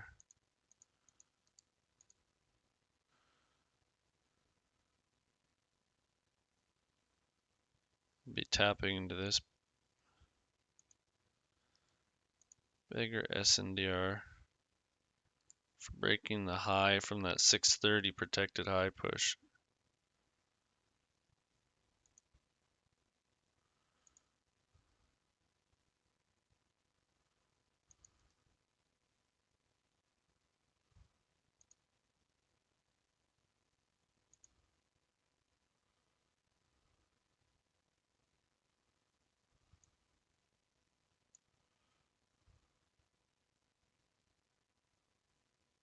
Oh, I mean, in reality, it's making a double. It's not the right. It's not the right structure for this to be a double top to run this low. This low would have to be higher than this one.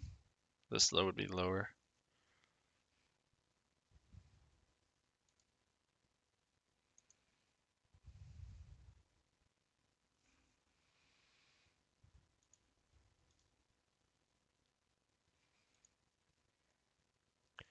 I target opposing liquidity and opposing SNDR, depending on kind of what I'm expecting. Just all the factors, it's a little bit of a discretionary approach. It's basically just liquidity and SNDR of a distance that you're expecting that move to give you that appropriate reaction out of. So it all depends on the location of your entry, location of where you got in, how far away opposing SNDR is or the opposing liquidity.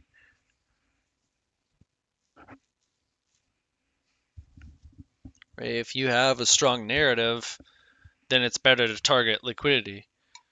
Maybe not better, but it may be a good idea to target liquidity if you have a strong narrative. If it's not a strong narrative and you're kind of, you're in a range failing, it's good to target SNDR because if you're, longing down here, targeting liquidity up here, I mean, it never, these highs never came. If you were longing from here, here, target up here wouldn't have came. But if you're targeting opposing SNDR, middle of that SNDR is a pretty nice take profit or somewhere in this SNDR. Right, so SNDR is better for range rules, liquidity is better for trending.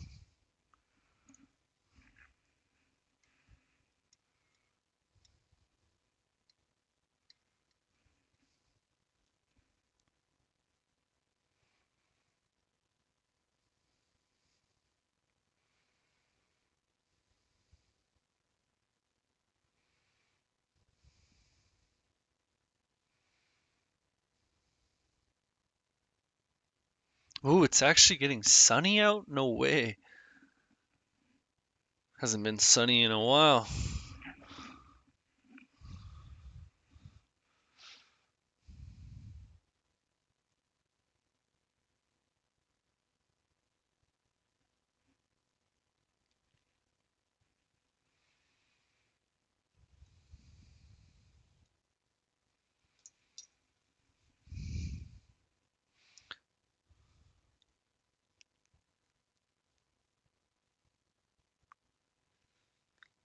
Tempting to sell, but because I think the draw is going to come lower, but selling bottom of range is just not ideal.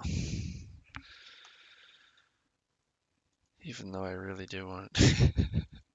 Kind of want to do it. But it's not my rules.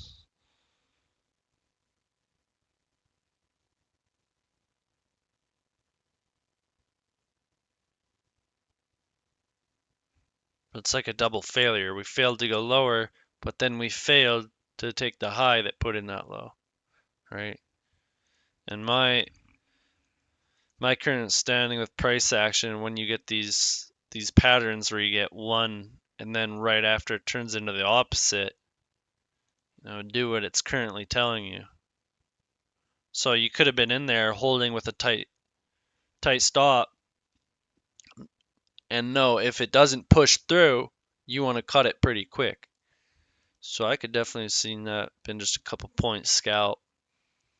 But then once you see it fails again, right? Fail, fail, fail. You got to be quick enough to cut those, be break even, and not them turn into losers if you are going for that little bit of a riskier. But obviously, there's a reason that rule's there not to do it. But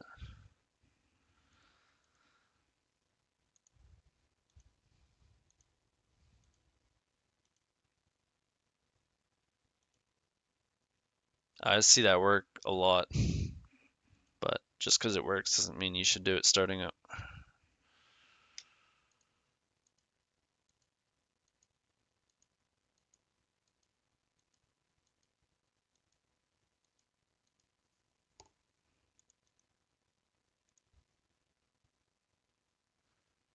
We closed lower, so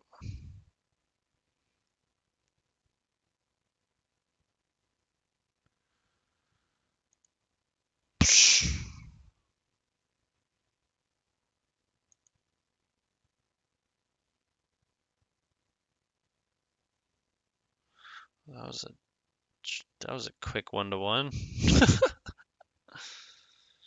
Tap 50% bottom zone. I bet a bunch of people just hit 1-to-1 there like so quick.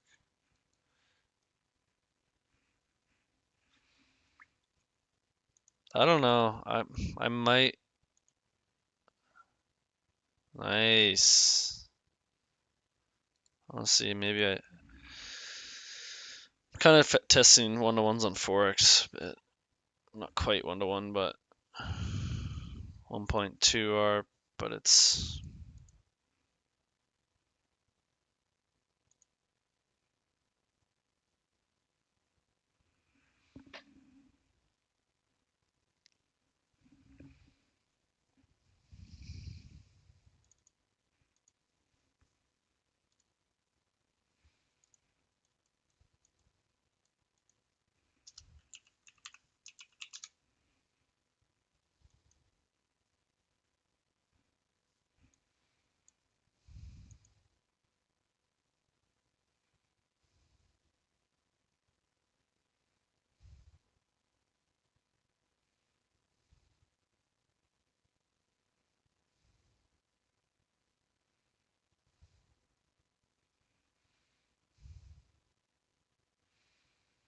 decent long down here potential on UJ.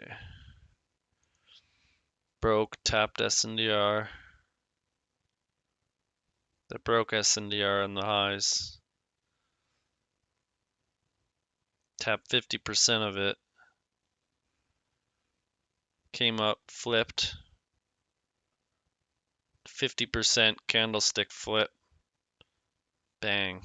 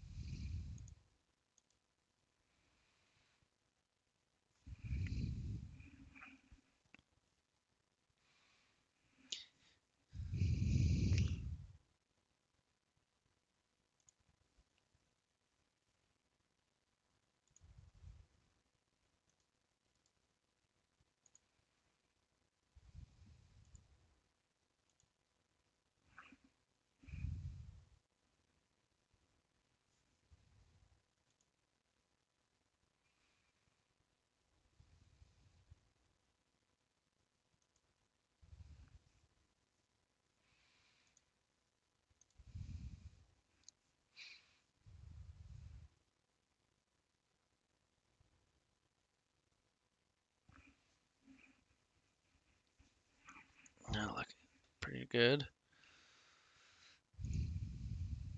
Came back. Got the flip. Tap 50.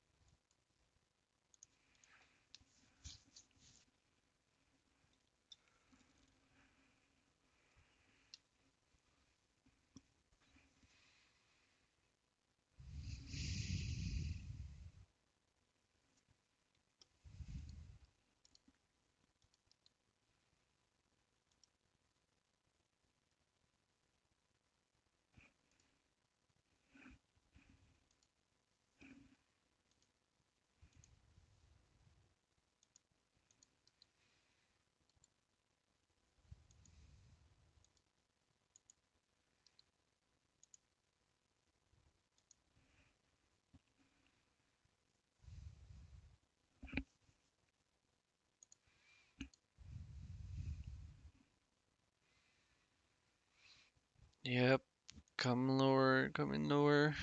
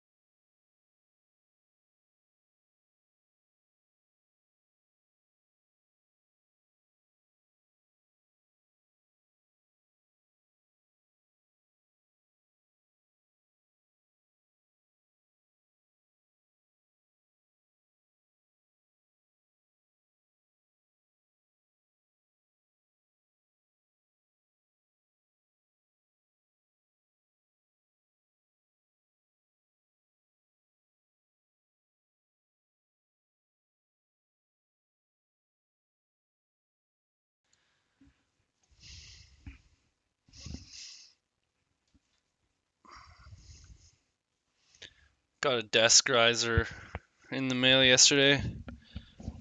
It's pretty cool. Pretty good stuff.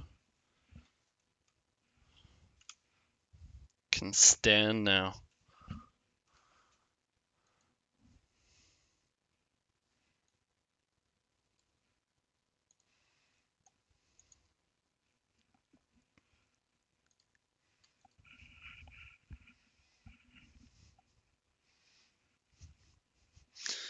Honestly, want it to come up to this SNDR. Give me a little flip here.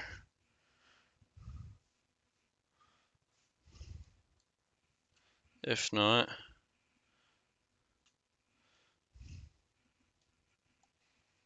take the low.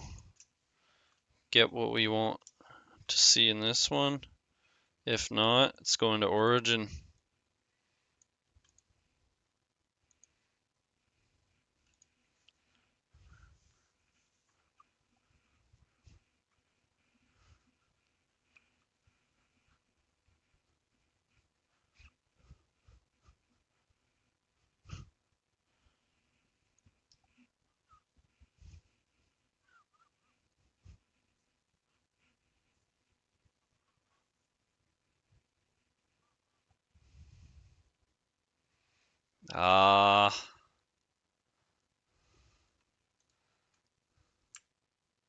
Maybe on demo, but doesn't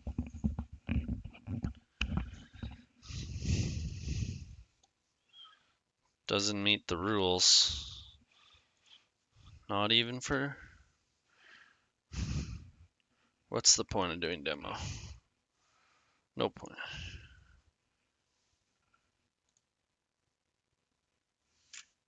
Not for me. Took the low.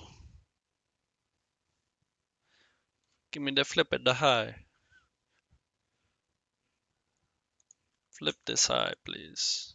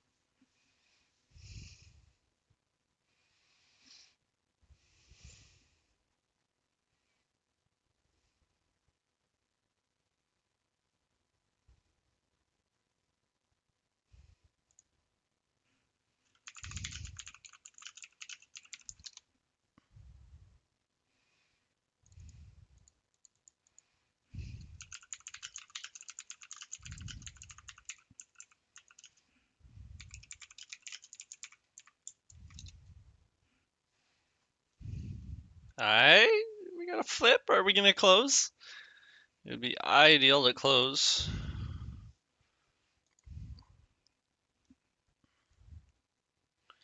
But it kind of seems like an origin tap failed. Does that, or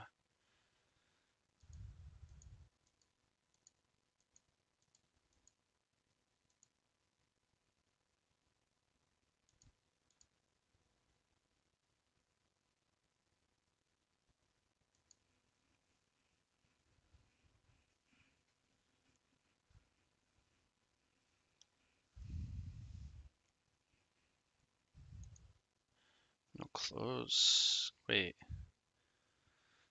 wait.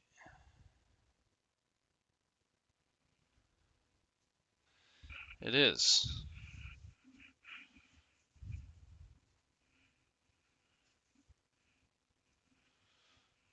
Yo, anyone in that?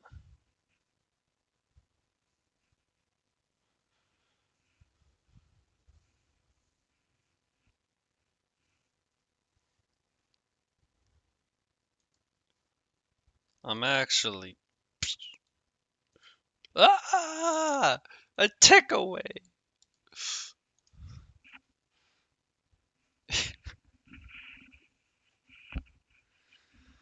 I gotta start drawing my zones like 2 tick buffer, not drawing them perfect.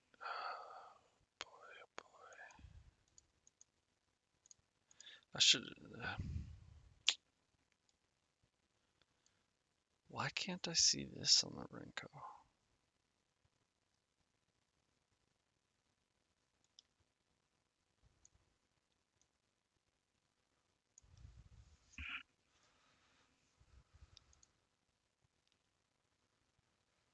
I like this one though. This one's the SNDR, the broke SNDR, man.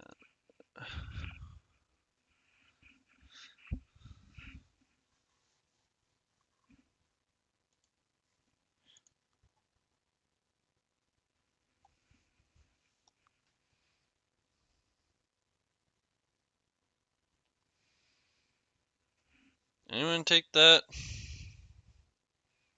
I mean, goddamn. I'm trying to get A plus setups here, and it's struggling to make it 2 ticks away. Previous one tick away on this one. I was waiting for. Dang. I just gotta. I was wondering about this one. But then there's this.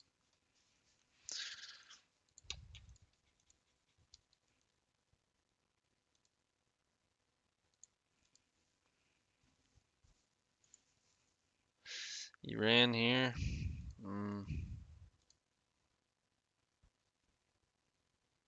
I mean, that's when I would have waited for that, right? Because my rule is I wait for this to be broken, tap into SNDR below. Wah! It's okay. I'm not worried. Oh, but I mean, the entry that goes by my rule is 0 if I wait for the perfect.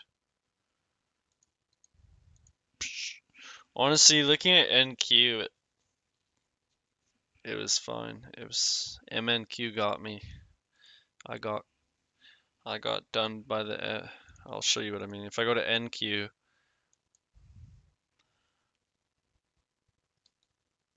it's kind of hard to. You can't even really see it, but there's an SNDR here. So this one would be considered the SNDR that broke SNDR on the. So it actually was perfect. It just on MNQ it formed differently. Unfortunate. That's the price sometimes I pay for doing MNQ instead of freaking NQ.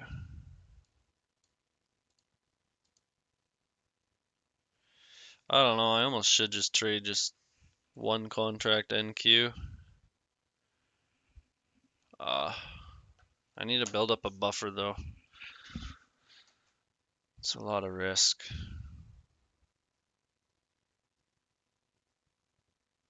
With no buffer.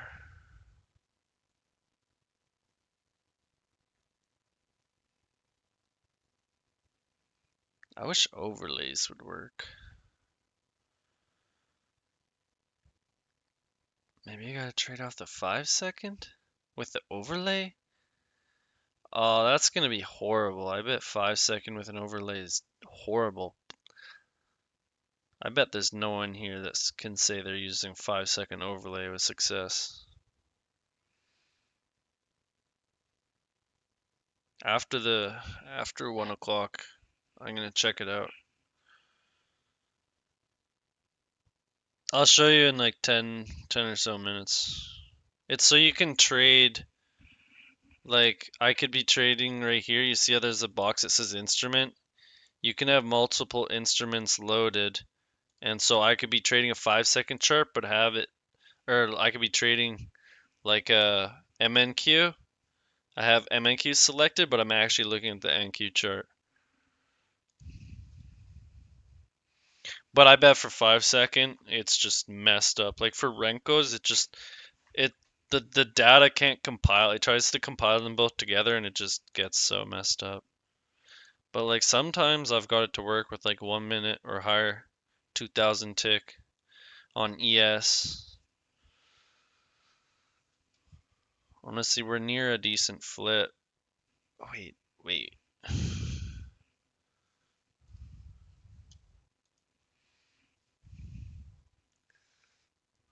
This high right here, when we like took it, flipped. Oh no, this is the flipped current SNDR flip.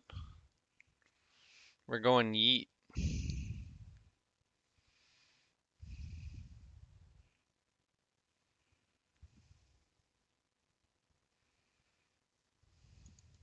Man, I was waiting for this. I didn't draw it out, but another 1 point away.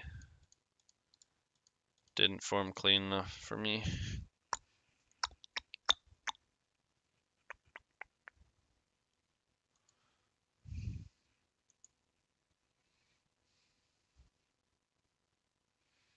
Aggressive entries definitely work. Man, I kind of want to combine getting our yeet.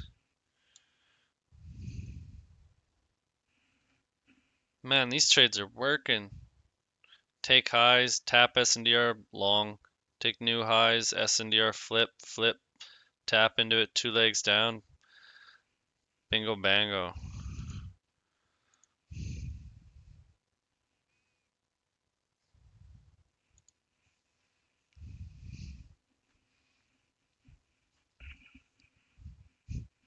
And this is the yeet. Look at that. Beautiful.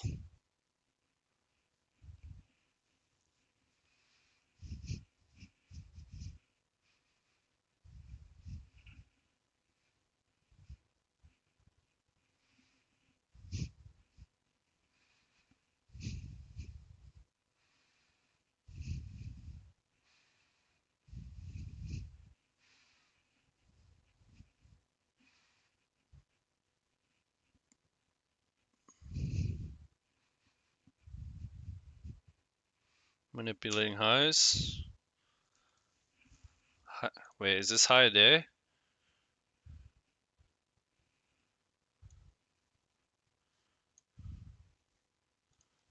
Ooh.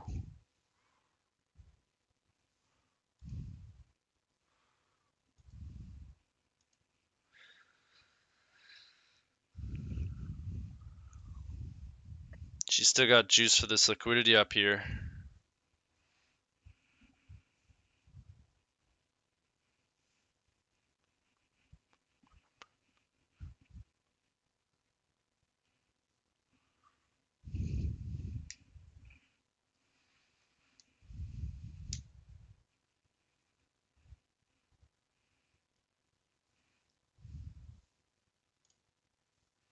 Dang, look, it tapped into the zone that I left behind. I didn't have it extended enough. Sheesh.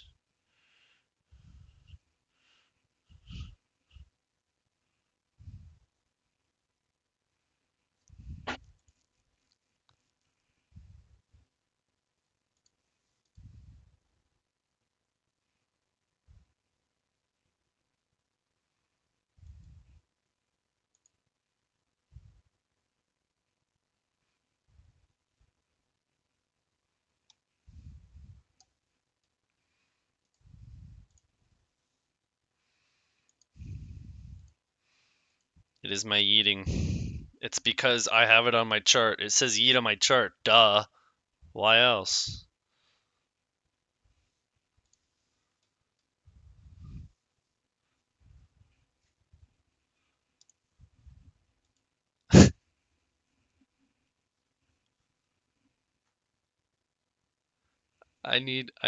It's okay.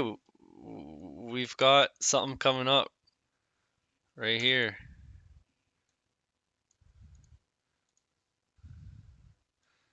Right, this blue line. Just you wait.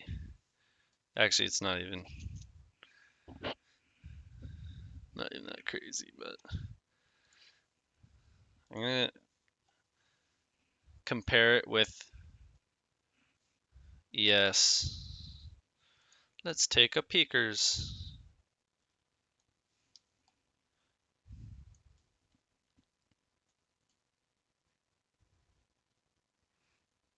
ES 5 second just looks so blocky. It's crazy. Like, looks so bad.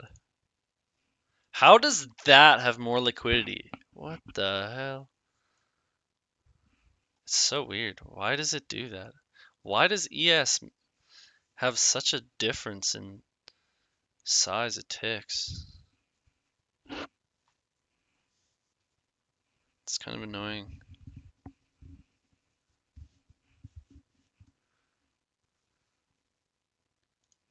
Wait.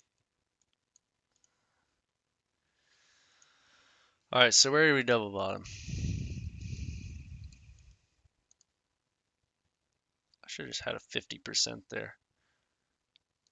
Flipped SNDR after touching 50% of continuation zone. Just go long right there. Not financial advice.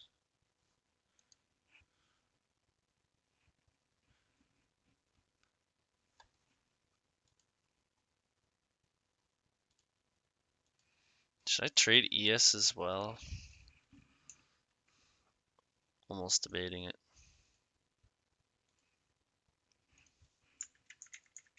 Just focusing on NQ is fine.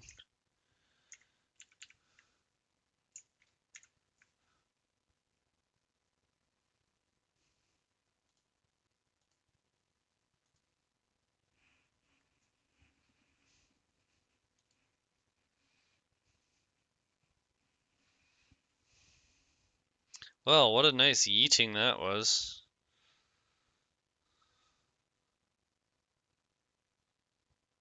Scalp, double bottom. You can see on the 5 second, it was a double bottom on 5 second. First tap, scalp, double bottom for the bigger move. For the yeeting? Yo, when the Dave the Rave pattern lines up for the yeet, what are we doing, guys? Well, what am I doing?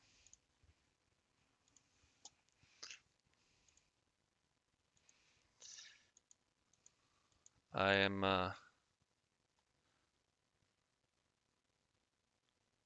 trying to trade off structural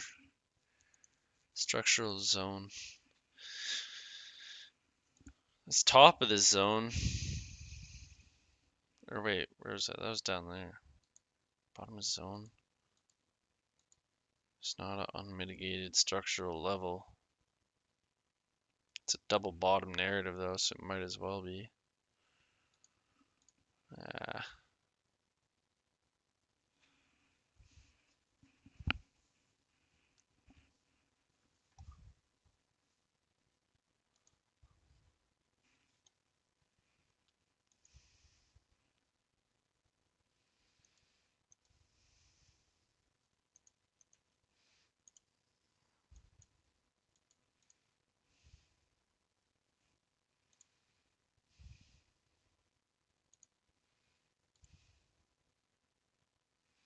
Looks like we're going higher, so this whole zone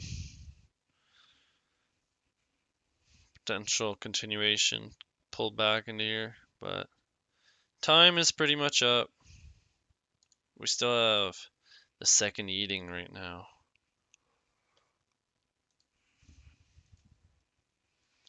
Boom, boom.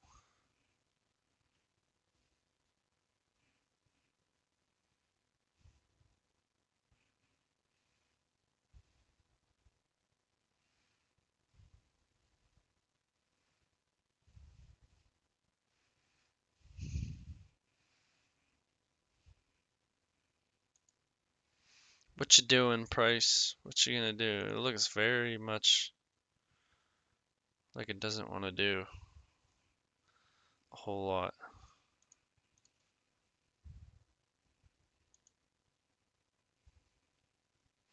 Squeeze, squeeze, squeezing.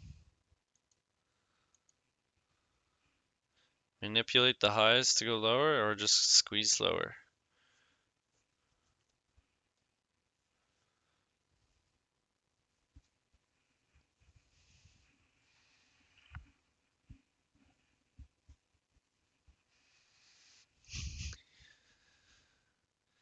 Oh, I was tempted to sell, but I almost thought I was gonna manipulate all those highs first.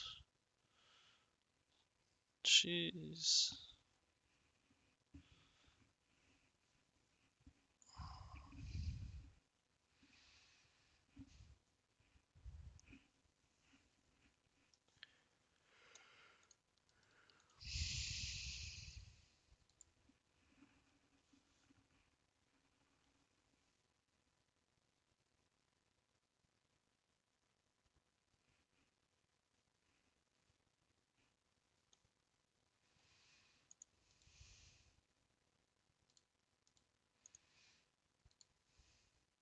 Oh, there's earnings. There's earnings. Netflix or Tesla. No, it's Netflix.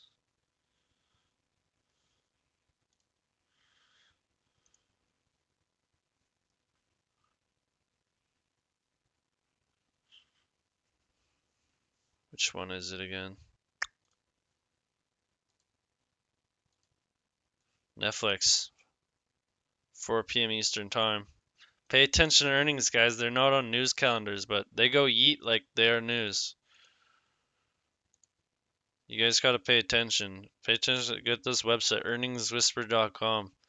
Whispers, and always pay attention to stocks that have high weighting. So Netflix, Amazon, Tesla, Nvidia. Oh man, yo, my best demo trade of my life was was on a Nvidia earnings. Oh my god, it was nuts. That thing went eat. I've never had a trade. I wish I was on live so bad.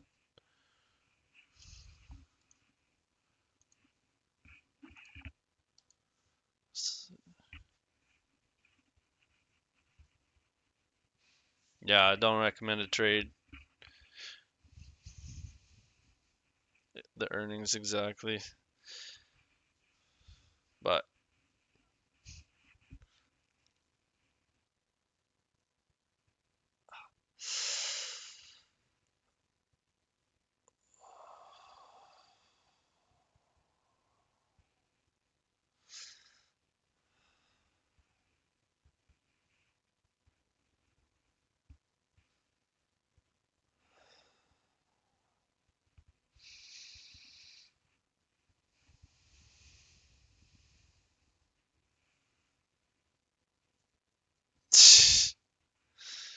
brother,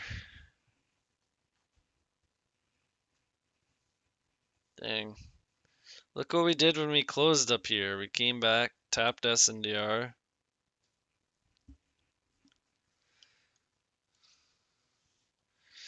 flip in. That would have been money.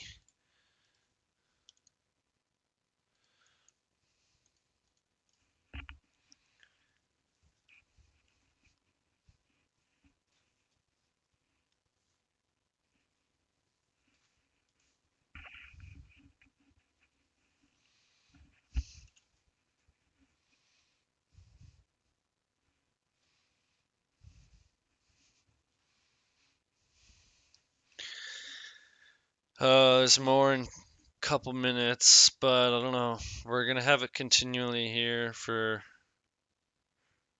like an hour. There's a bunch at 4:15, 4:05, 4:30, 4:10. There's one.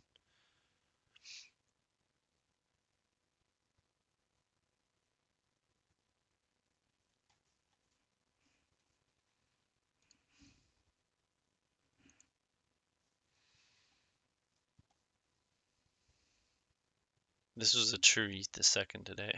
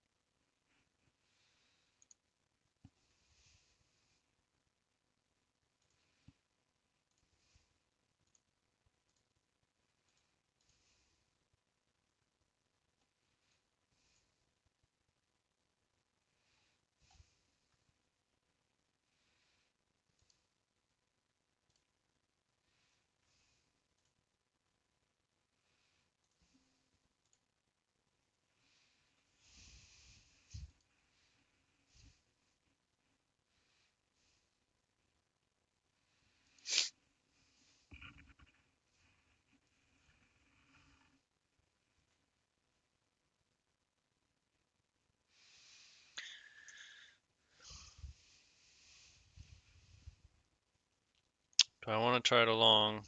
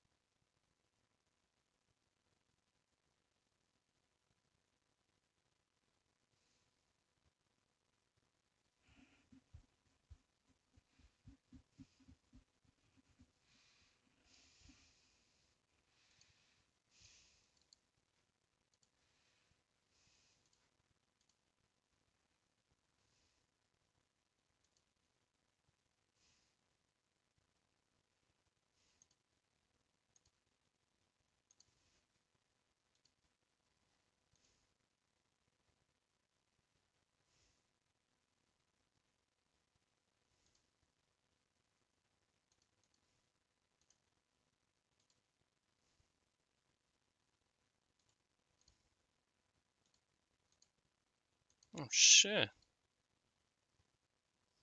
Overlay works. On the 5-second.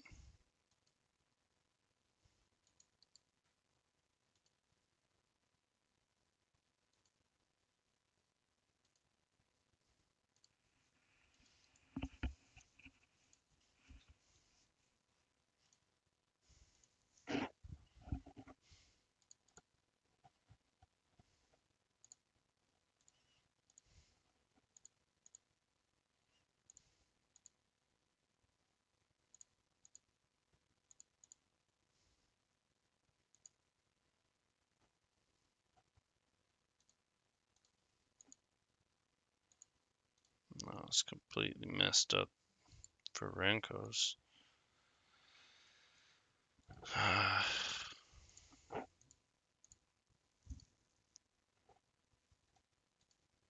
But look at Renko here. Trade off MNQ and just be looking at the Renko. Use this.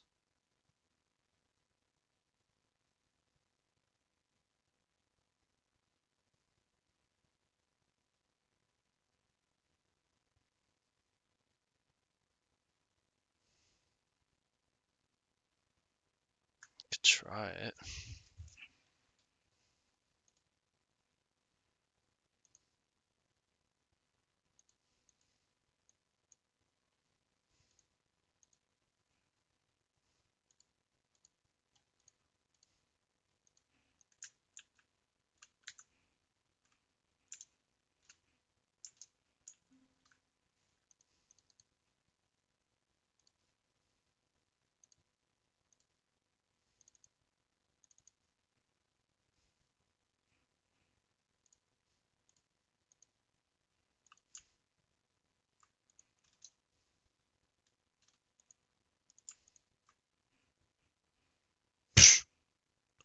Oh, you can't even see the order? What?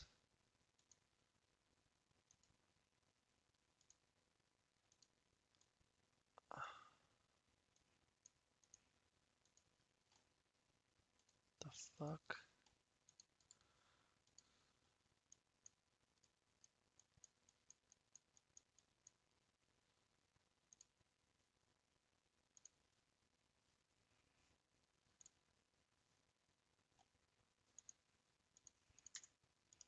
What the heck's going on?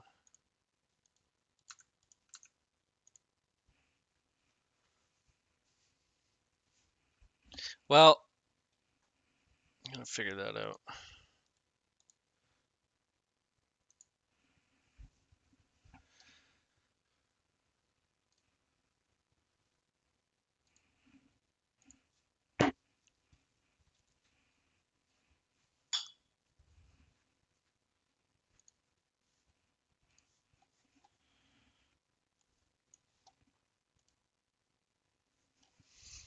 If I do that,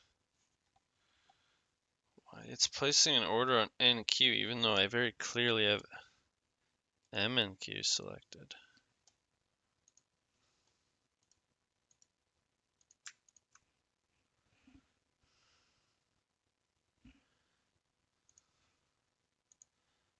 I need to be on MNQ.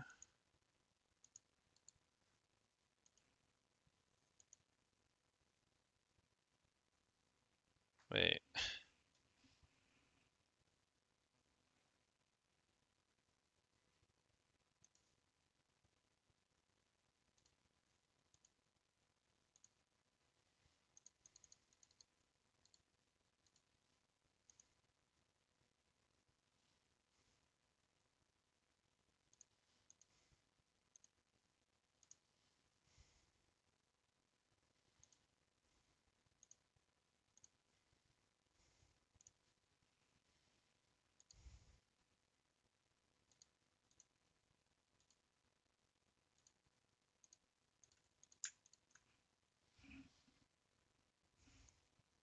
Okay, I guess that doesn't work.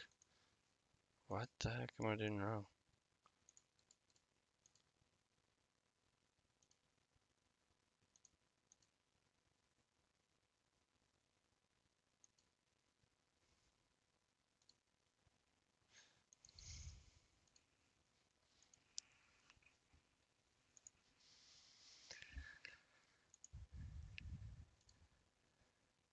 I just need to get good, trade one NQ.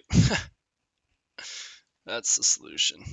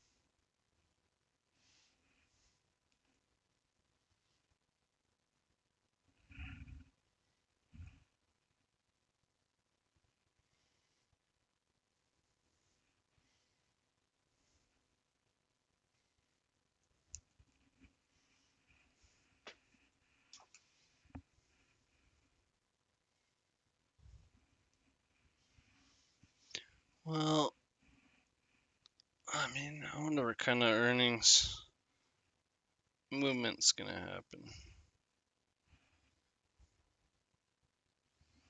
Like the main earnings report was definitely Netflix, and that one's done. I don't know. I'm not sure on the weighting of how the other reports are gonna move the market. But we're in the SNDR for that little low broken.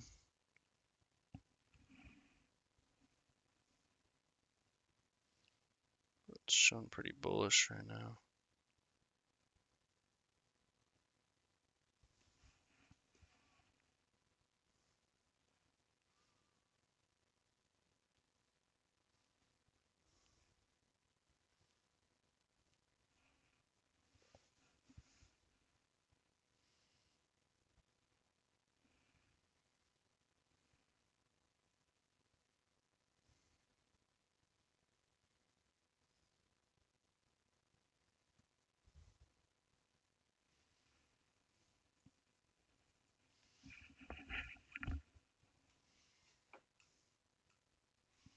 Taking the high, trading in.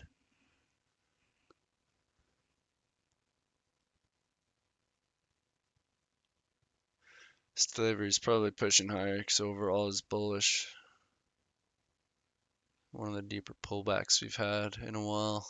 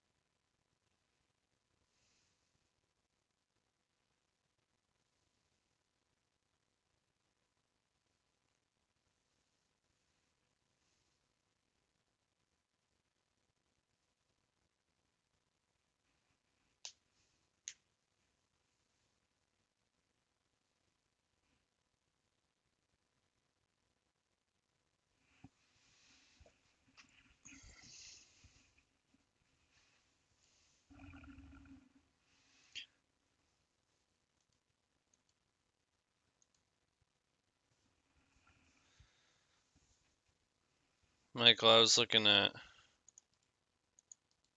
just this.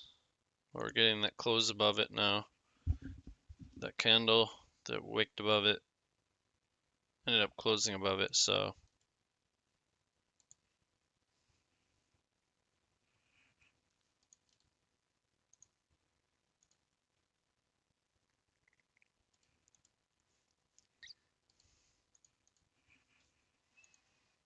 more so going to origin.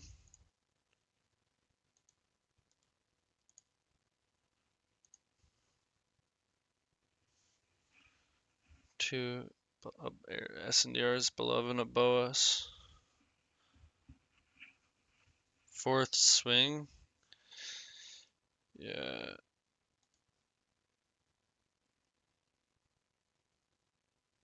Almost perfect.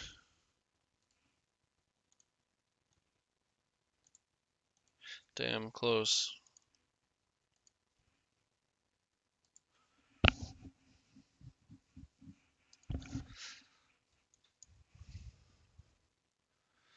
I didn't really pull back to anything on the flip there.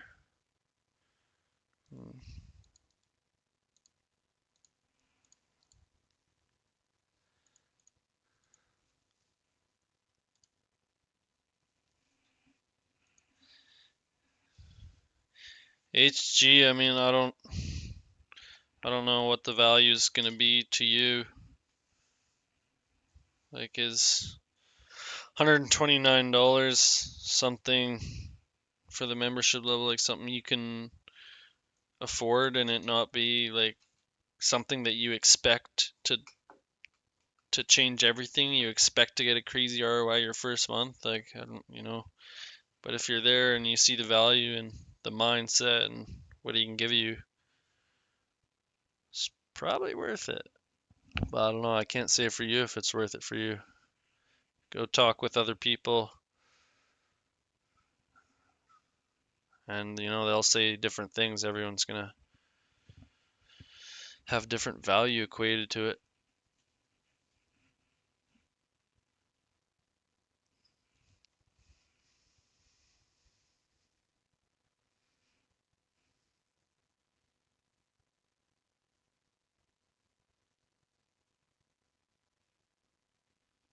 Right.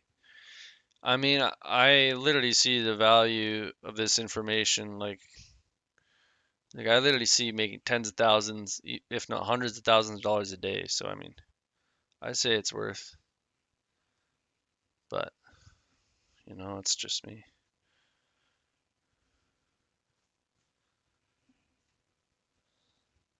49? Price is up. Like down here? 490? Is that what you mean?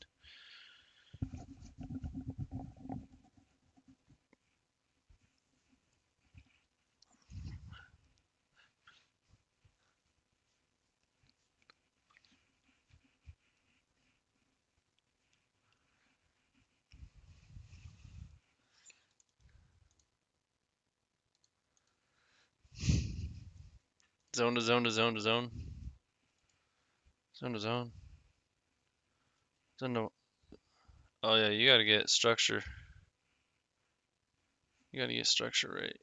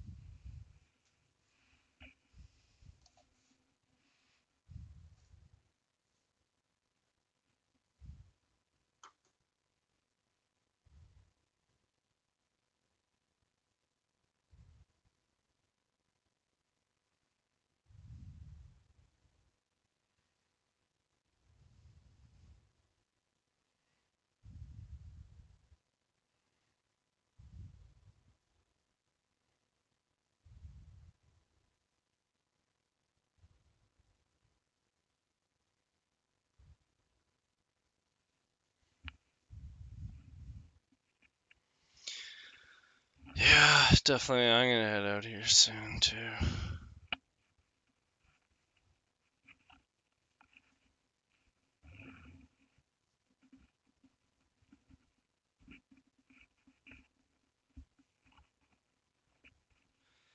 Yo, metamorphosis. Only up like only a very little bit. It'd be a bit more if it weren't for a little mistake. Last week I traded 2 NQ instead of 2 MNQ. So I've only been trading a couple contracts and I was up like 200 bucks and then had a 2 NQ loss that was like an extra like $100 or so. More than that. If I remember, how much was it? I can't remember exactly. I'm not worrying about it, but yeah. We're slowly working there, man. Getting there. I'm focusing on the move, not the money right now, so that's not really the question to be asking me.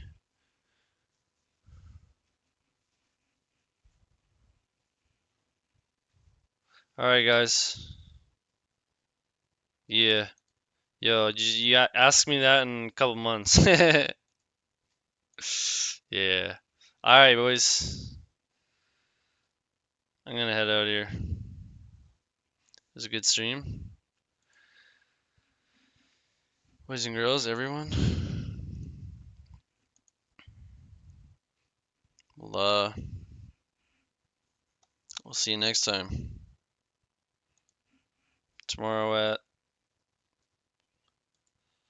yeah, tomorrow, 1 p.m., maybe a little bit earlier. Honestly, tomorrow I'm thinking I might probably do earlier, but maybe not. We'll see. Alright, guys. Yo, Shane, Trading Metamorphosis, Joe, Tomb, HGTA, Leo, Michael, anyone else who might be here. Bless. Bless you guys. Thank you for being here. Hit the like button if you liked it, maybe a little bit. Hit the dislike if you disliked it, and I'll see you next time. Peace out, boys. Go back test. The work is not done yet.